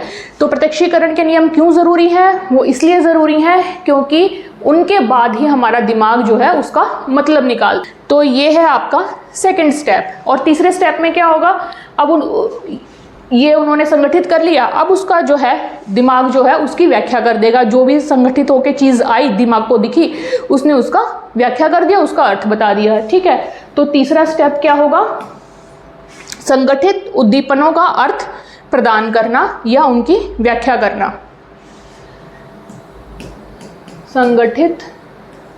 संगठित यहाँ पे हो गए ना। अब हमारे पास तीसरे स्टेप में संगठित उद्दीपन है, ठीक है।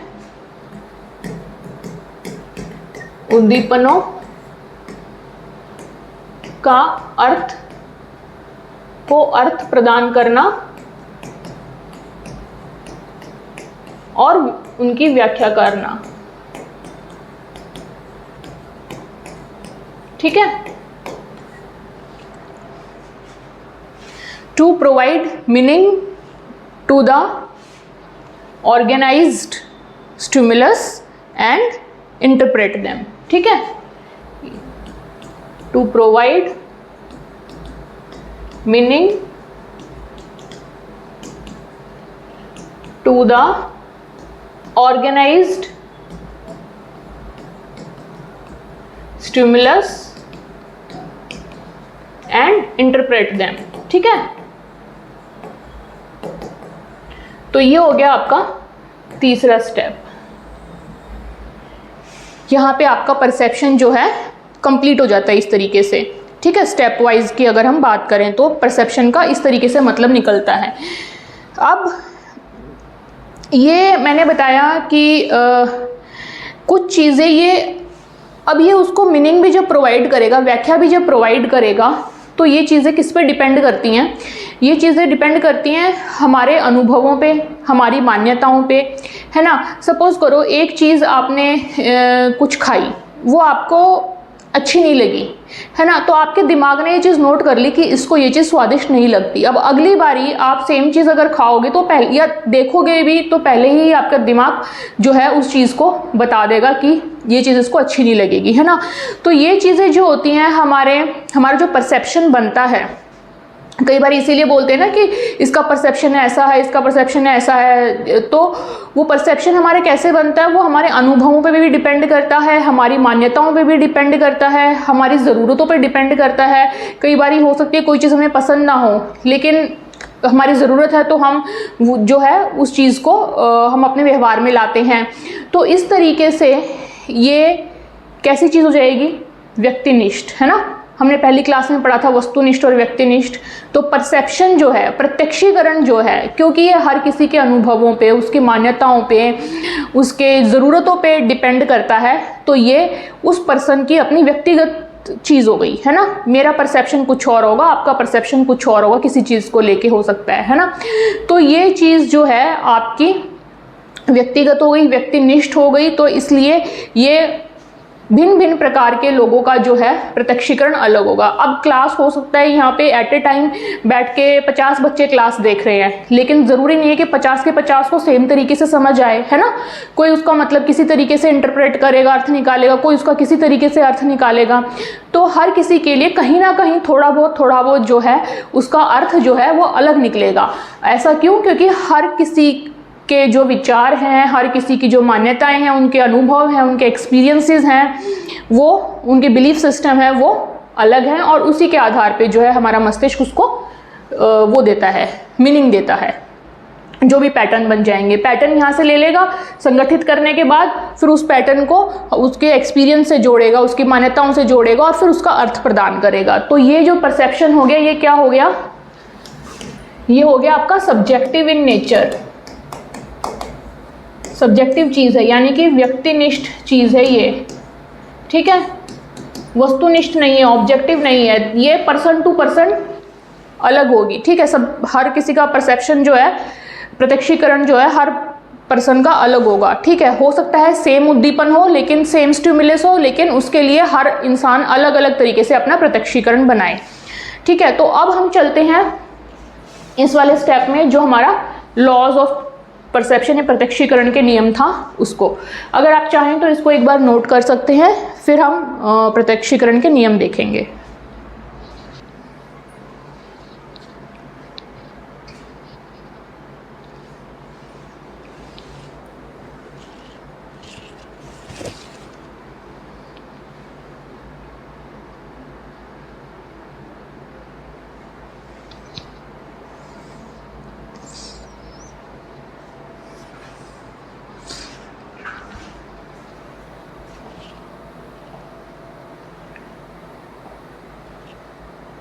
ओके, तो हमने देखा प्रत्यक्षीकरण के नियम क्या कहलाते हैं, गेस्टॉल्ट के सिद्धांत, ठीक है।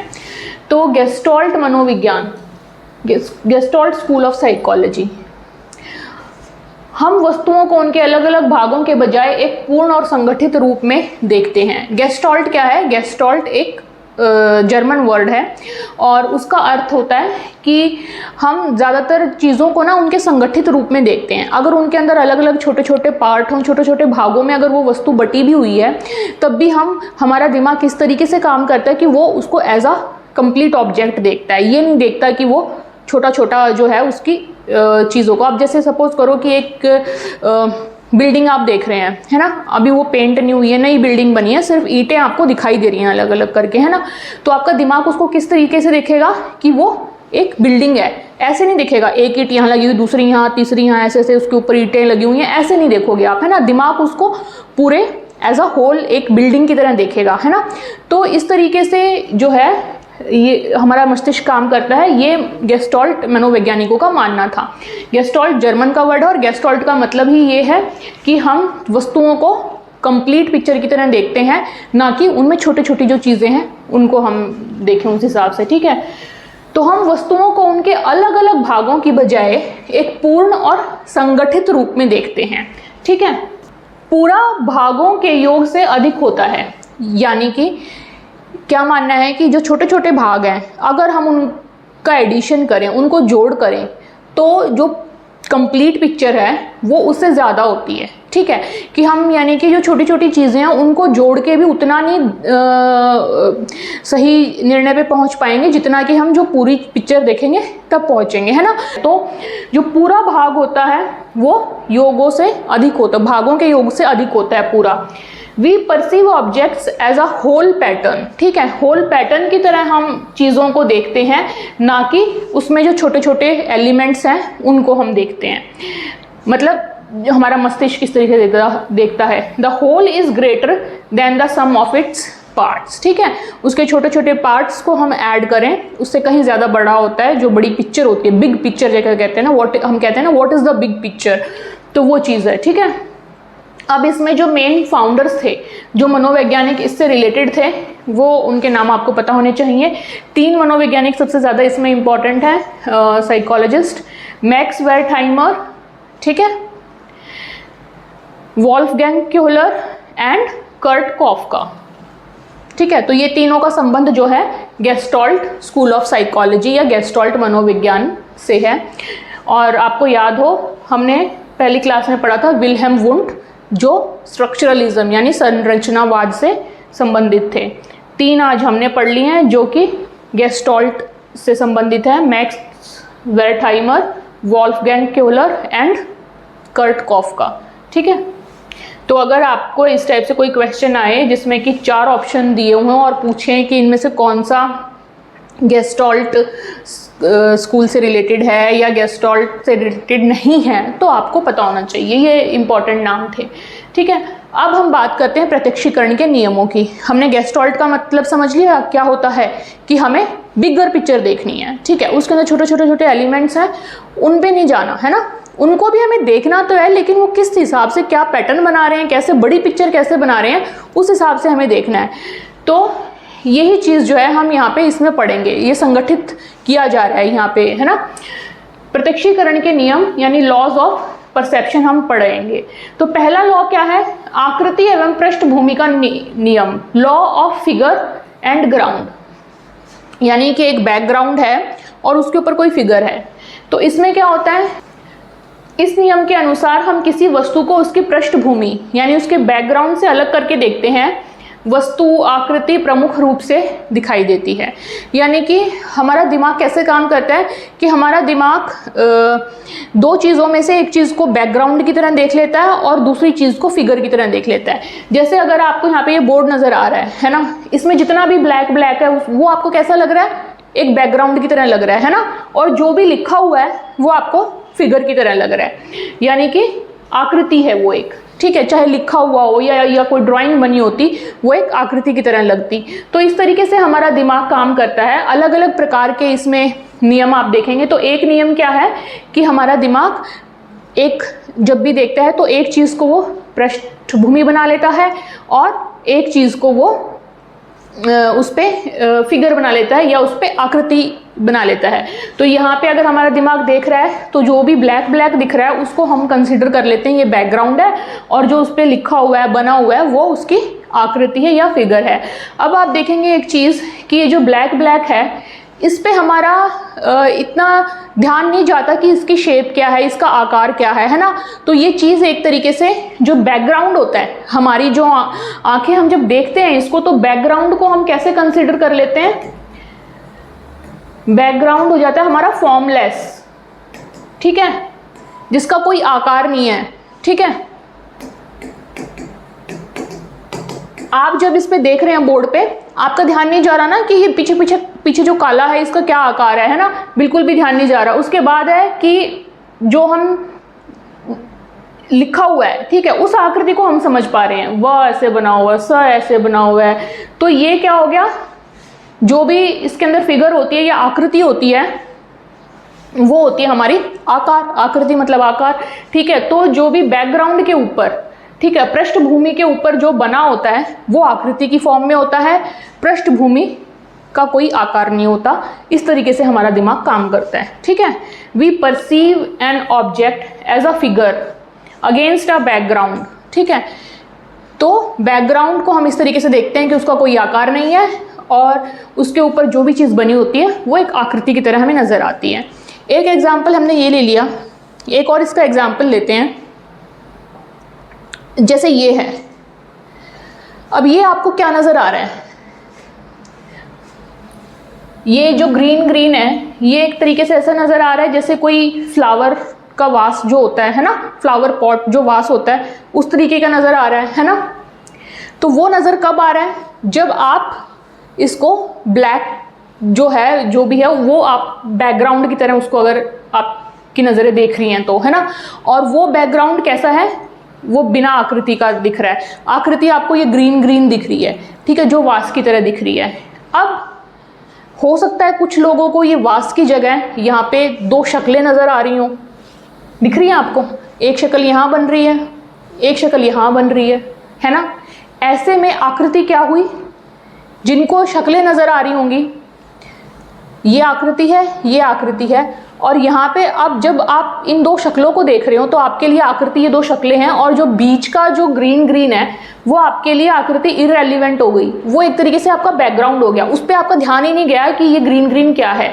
तो आपको ऐसा, जब आपका ध्यान इस शक्लों पे होगा तो आपको एक तरीके से जो ग्रीन है ये एक तरीके से बैकग्राउंड जैसा लगेगा। ठीक है, लग ही रहा होगा, है ना, आप देख सकते हैं ये बैकग्राउंड जैसा लगेगा और इसका कोई आकार नहीं होगा। फिर आपका इसके आकार पे ध्यान नहीं जाएगा, आपको लगेगा हाँ बैकग्राउंड है, उस पर शक्लें बनी हुई हैं। पहले ये वास की तरह जब हमने देखा तो बैकग्राउंड पूरा ब्लैक दिखा, जब हमने शक्लों को देखा तो बैकग्राउंड हमें ऐसे ग्रीन सा दिखा। ठीक है, तो ये जो हमारा एक तो ये वाली जो पिक्चर होती है इसको रूबिन्स वास भी बोलते हैं, ये ऐसे इल्यूजन वाली पिक्चर होती है। ठीक है, तो इस तरीके से आप समझ सकते हैं इस पिक्चर के थ्रू कि बैकग्राउंड को किस तरीके से हम बिना किसी आकृति के देखते हैं और बैकग्राउंड के ऊपर जो हमें दिखता है वो होती है हमारी आकृति। ठीक है, बैकग्राउंड का कोई आकार नहीं होता। तो इस तरीके से हमारा जो मस्तिष्क है वो कैसे प्रत्यक्षीकरण करता है आकृति एवं पृष्ठभूमि के नियम में। समझ आ गया कि फिगर और ग्राउंड के रूप में जब हमारा दिमाग देख रहा होता है तो उस टाइम पे वो कैसे किसी चीज़ को बैकग्राउंड की तरह कंसिडर करता है और कैसे उसके ऊपर उस किसी आकृति को या फिगर को कंसिडर करता है। ठीक है, नेक्स्ट चलते हैं। अगला नियम है निकटता, या फिर सन्निकटता, लॉ ऑफ प्रॉक्सिमिटी, यानी कि पास पास। ठीक है, तो जो वस्तुएं एक दूसरे के पास होती हैं उन्हें हम एक समूह के रूप में देखते हैं। ठीक है, objects that are close together are perceived as a group. कि यहाँ पे क्या होता है, हमारा दिमाग किस तरीके से काम करता है कि जैसे फॉर एग्जाम्पल यहाँ पे अगर मैं ये छोटे छोटे सर्कल्स बनाऊं,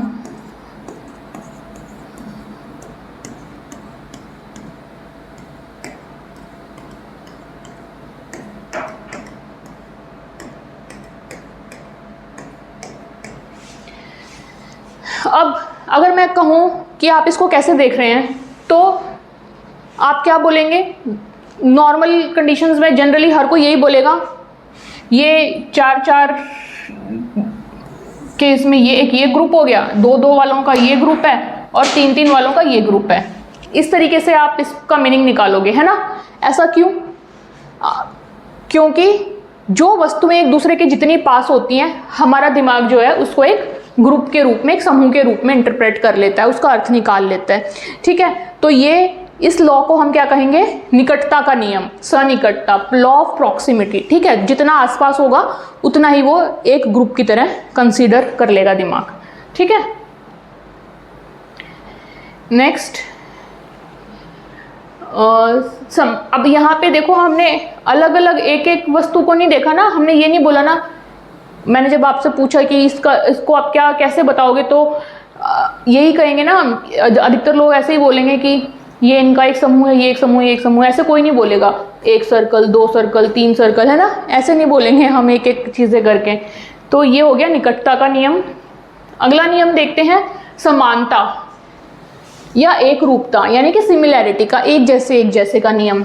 जो वस्तुएं आकार, रंग या रूप में समान होती हैं उन्हें हम एक साथ समूह में देखते हैं। ठीक है, objects that are similar in shape, size, colour और form are perceived as belonging together. ठीक है, सिमिलरली जैसे अभी हमने देखी कि चीज़ें निकट हैं, अगर हम देखें कि चीज़ें सेम शेप में हैं, जैसे अगर मैं ये बना दूं तो आपसे पूछूं ये क्या है, तो आप क्या कहेंगे? एक ट्राइंगल का ग्रुप है, तीन ट्राइंगल्स का, एक तीन सर्कल का ग्रुप है, एक तीन स्क्वायर का ग्रुप है ना? ऐसे तो नहीं कहेंगे ना, one triangle then circle then square then triangle then circle then square, ऐसे नहीं बोलेंगे, है ना? तो हमारा दिमाग कैसे इस चीज़ को इसका अर्थ निकालेगा कि सेम शेप अगर है या सेम अगर कलर हो जाए किसी का तो वो कलर के आधार पे उस चीज़ का निकालेगा। अच्छा, रेड कलर वाले ये, ब्लू कलर वाले ये, येलो कलर वाले ये, है ना? इस तरीके से तो जो वस्तुएं आकार, रंग या रूप में समान होती हैं उन्हें हम एक समूह में देखते हैं। ये हो गया हमारा समानता का नियम या सिमिलैरिटी का लॉ, जो कि सिमिलर लगती है हमें देखने में। उसके बाद है सततता का नियम या निरंतरता का नियम। ठीक है, यानी कि कंटिन्यूटी। ठीक है, निरंतर कोई चीज़ हो रही है। अब हम टूटी फूटी रेखाओं की तुलना में सतत यानी कंटिन्यूअस पैटर्न को अधिक सरलता से समझते हैं। यानी कि छोटे छोटे चंक्स में कोई चीज़ हो रही है, उसके छोटे छोटे चंक्स को समझने के बजाय वो पूरा जो पैटर्न बन रहा है हम उसको समझते हैं। हमारा दिमाग उस तरीके से काम करता है। We tend to perceive smooth, continuous patterns rather than broken ones। ठीक है, इसका एग्जाम्पल जैसे अब अगर मैं ये ड्रॉ कर दूं, ठीक है।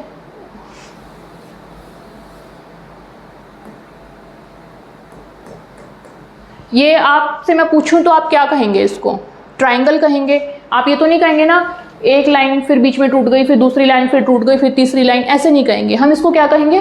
ट्रायंगल। ऐसे ही अगर मैं ऐसे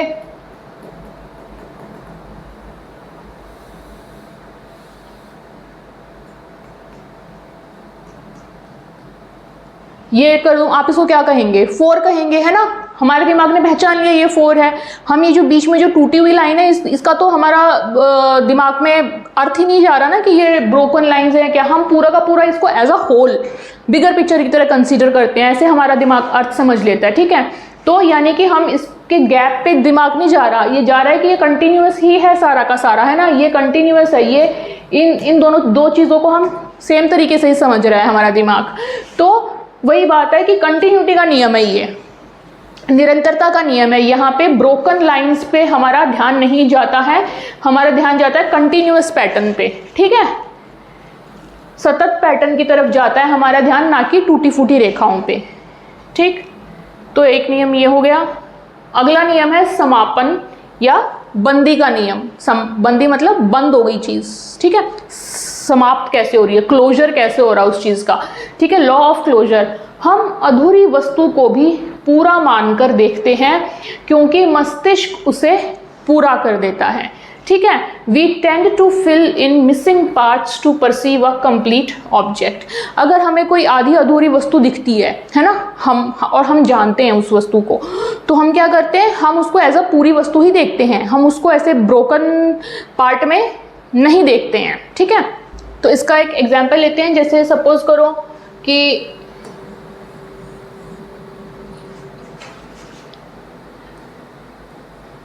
मैंने ये लिख दिया, इससे आप क्या समझ पा रहे हैं? 8 लिखा है ना, लेकिन ये बीच में से यहाँ से टूटा हुआ है, या तो आप इसको, आपका दिमाग खुद ही इसको पूरा कर लेगा। या सपोज करो कि कुछ गिनतियाँ यहाँ पे मैंने लिख दी हैं और उसके बीच में ये आ रहा है, तब तो बिल्कुल ही ध्यान नहीं जाएगा इस चीज़ के ऊपर, है ना। आपका दिमाग अपने आप ही ऑटोमेटिकली इसको कंप्लीट कर लेगा। तो जो भी अधूरी वस्तु होती है, ठीक है, अधूरी कोई चीज़ होती है, उसको हमारा दिमाग जो है ना उसको पूर्ण रूप में देखने की कोशिश करता है, ठीक है। हम अधूरी वस्तु को भी पूरा मानकर देखते हैं क्योंकि मस्तिष्क उसे पूरा कर देता है, ठीक है। We tend to fill in missing part to perceive a complete object, ठीक है। तो ये हो गया आपका लॉ ऑफ क्लोजर या समापन, यानी कि उसको समाप्त कर दिया, पूरी चीज को कंप्लीट कर दिया या बंद कर दिया उसको, है ना, बंदी का नियम। अगला है आपका सामान्य गति का नियम, यानी कि कॉमन फेट, ठीक है। सामान्य गति, गति मतलब चल रही है कोई चीज, मूवमेंट है ना। तो जो वस्तुएं एक ही दिशा में चलती हैं उन्हें हम एक समूह के रूप में देखते हैं। यहाँ मूवमेंट से रिलेटेड ये लॉ है।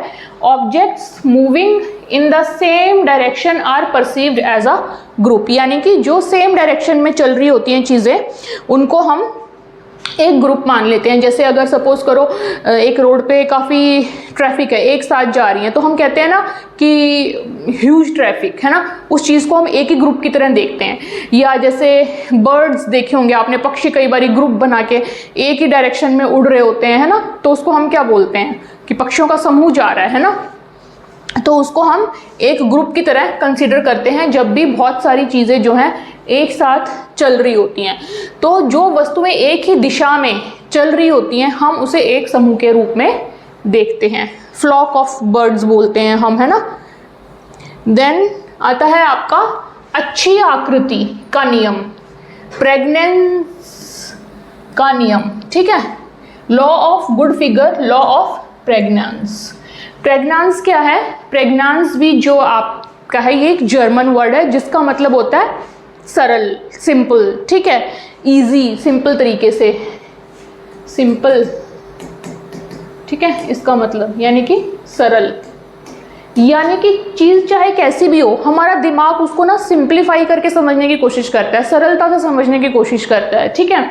हम किसी भी दृश्य को सबसे सरल, स्पष्ट, नियमित और व्यवस्थित रूप में देखने और समझने की प्रवृत्ति रखते हैं। ठीक है।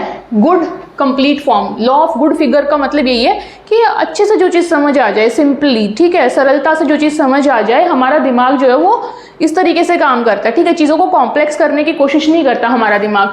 तो हम किसी भी दृश्य को सबसे सरल, स्पष्ट और नियमित और व्यवस्थित रूप में देखने और समझने की प्रवृत्ति रखते हैं, ठीक है। ये जो चीज़ें हैं ना, सरल, स्पष्ट, नियमित, व्यवस्थित, इन चीज़ों का मतलब ही है प्रेग्नांस, ठीक है।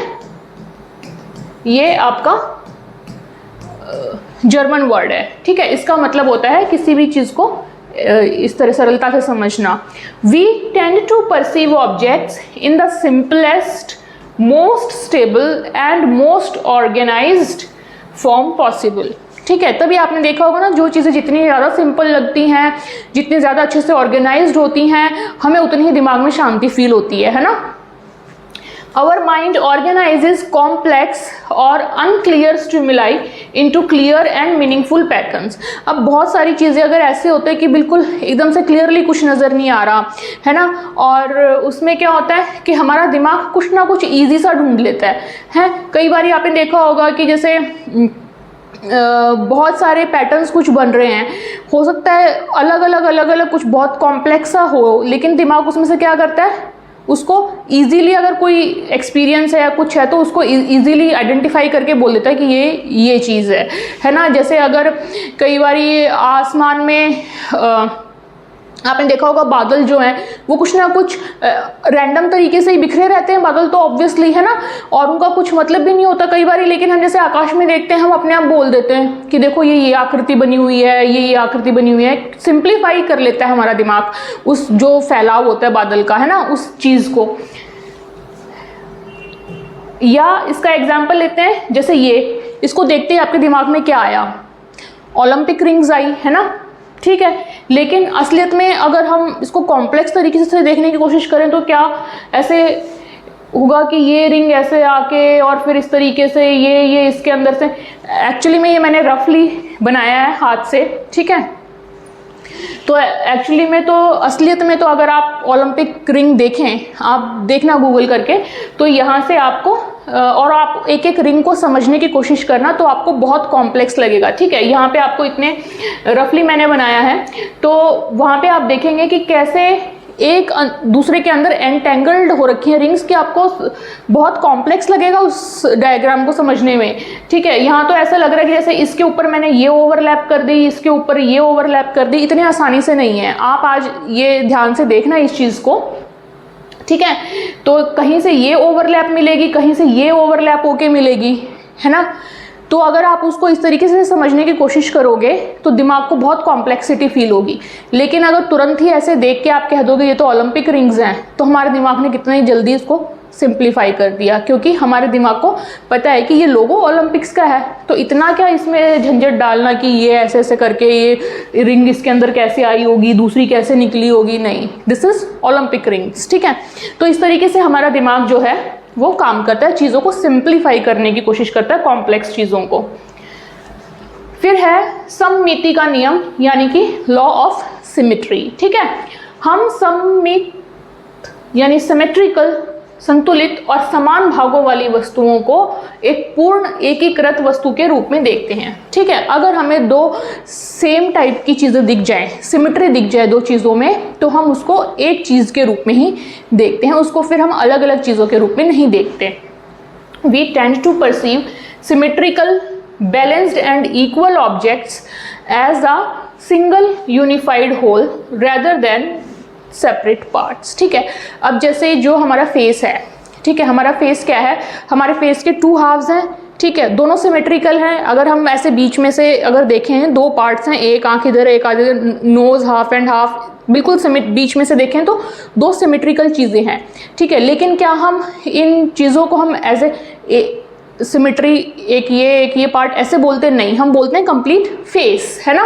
इसी तरीके से जो बटरफ्लाई है, बटरफ्लाई के विंग्स जो हैं, एक विंग पूरे दूसरी विंग के साथ सिमेट्री में होता है, तो क्या हम उसको ये बोलते हैं कि हाफ बटरफ्लाई या हाफ बटरफ्लाई? नो, हम उसको बोलते हैं कंप्लीट बटरफ्लाई, ठीक है। या कोई भी अगर जैसे कोई कहीं पे हम पिक्चर्स अगर हमें देखने को मिल जाएं इस तरीके से, ठीक है, तो यहाँ पे अगर सिमेट्री है तो हमारा दिमाग जो है उस चीज़ को कंप्लीट एज अ होल उसको कंसीडर करेगा, ना कि उसको अलग अलग तरीके से आधे आधे हिस्से में कंसीडर नहीं करेगा, उसको कंप्लीट करेगा। ठीक है, तो यही है सिमेट्री का लॉ कि अगर सिमेट्री कहीं आ रही है तो वो चीज़ कंप्लीट कंसीडर करता है, हमारा दिमाग अलग अलग दो भागों में कंसीडर नहीं करता।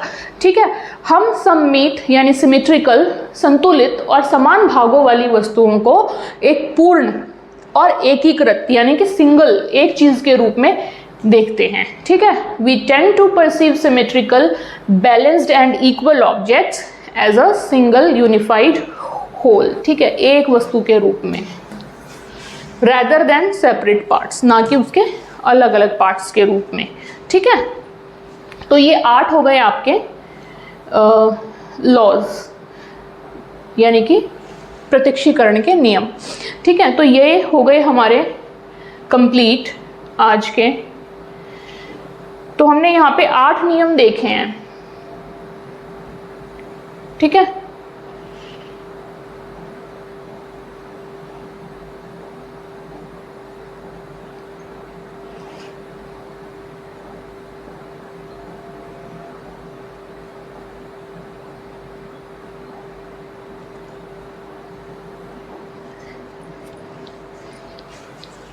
तो आज का जो आपका टॉपिक था प्रत्यक्षीकरण का अर्थ एवं नियम, हमने प्रत्यक्षीकरण के अर्थ को समझ लिया अच्छे से पूरे प्रोसेस के द्वारा। ठीक है, हमने कहाँ से शुरू किया, स्टिमुलस से, उद्दीपन से लेके पूरा प्रत्यक्षीकरण तक का उसका अर्थ समझा, जिसमें आपके उद्दीपन आ गया, आपके सेंसेशन यानी संवेदना का प्रोसेस आ गया, ध्यान अटेंशन आ गया, फिर प्रत्यक्षीकरण और या फिर परसेप्शन आ गया। ठीक है, और ये क्यों ज़रूरी होते हैं, ये सारे ये क्या होते हैं, ये होती है हमारी मानसिक प्रक्रियाएं। ये इसलिए ज़रूरी होती हैं ताकि हम जो दुनिया का जो ज्ञान लेते हैं और उसके अकॉर्डिंग व्यवहार करते हैं वो तभी आता है जब ये मानसिक प्रक्रियाएं अपना काम करती हैं ठीक से। ठीक है, तो इसलिए हमने ये टॉपिक आज पढ़ा, प्रत्यक्षीकरण का अर्थ और उसके नियम। अब प्रत्यक्षीकरण क्या होता है कि जो भी हमारा उद्दीपन ने जो भी इंफॉर्मेशन ला के दी हमारे दिमाग तक, दिमाग उस चीज़ का अर्थ प्रोवाइड करता है। ठीक है, उसकी व्याख्या करता है। तो उसकी व्याख्या कैसे करेगा, जो भी हमारे पास सूचना इंफॉर्मेशन आए उसको पहले अच्छे से ऑर्गेनाइज करेगा, उसको संगठित करेगा और फिर उसका मतलब बताएगा, जो कि बेस्ड होगा हमारे एक्सपीरियंसेस पे, हमारी मान्यताओं पे। ठीक है, और उसको वो संगठित कैसे करेगा, ये सबसे ज़्यादा इम्पॉर्टेंट चीज़ होती है। संगठित करने के लिए हमारे दिमाग किस प्रकार से काम करता है, ये कुछ नियम जो है कुछ मनोवैज्ञानिकों ने निकाले, जो कि गेस्टॉल्ट सिद्धांत पे आधारित थे। और गेस्टॉल्ट का मतलब होता है कि हमारा दिमाग जो है वो चीज़ों को अलग अलग भागों में ना देख के पूरी वस्तु को एक साथ देखता है। ठीक है, और जो पूरी वस्तु होती है वो अलग अलग भागों के जोड़ से बड़ी होती है, ज़्यादा होती है। ठीक है, ये हमने आज पढ़ा और फिर उसके हिसाब से हमने देखे कि किस प्रकार से हमारा दिमाग जो है चीज़ों को संगठित करता है और फिर उनका हम मतलब निकालते हैं, हमारा दिमाग उनका मतलब निकालता है। तो ये संगठित करने के हमने 8 नियम पढ़े, जिनको law of perception, law of organisation, प्रत्यक्षीकरण के नियम, संगठन करने के नियम या फिर गेस्टॉल्ट प्रिंसिपल्स या गेस्टॉल्ट के नियम, ये सभी चीज़ हम कहते हैं। ठीक है, तो ये आपका आज का टॉपिक था जो कि हमने कर लिया है कंप्लीट। ठीक है, ये दोनों टॉपिक ऑलरेडी पहले हमारे हो चुके हैं। तो टोटल आपके 3 टॉपिक सिलेबस के कंप्लीट हो गए हैं। लास्ट क्लास में मैंने आपको इस टॉपिक में आनुवांशिकता तथा पर्यावरण में एक क्वेश्चन दिया था और मैंने कहा था कि ये आपको होमवर्क है, आप इसका आंसर कमेंट सेक्शन में देना। ऑब्जेक्टिव क्वेश्चन था। ठीक है, तो और वो मेरे को आज की क्लास में आपको कराना था, लेकिन आपका किसी का भी उसमें रिप्लाई नहीं आया है। तो मैं वेट कर रही हूँ, जब आपका रिप्लाई आएगा तो ही मैं उसको कराऊंगी, तभी फ़ायदा है कराने का, है ना। तो ठीक है, ये टॉपिक आपके 3 कंप्लीट हो गए हैं।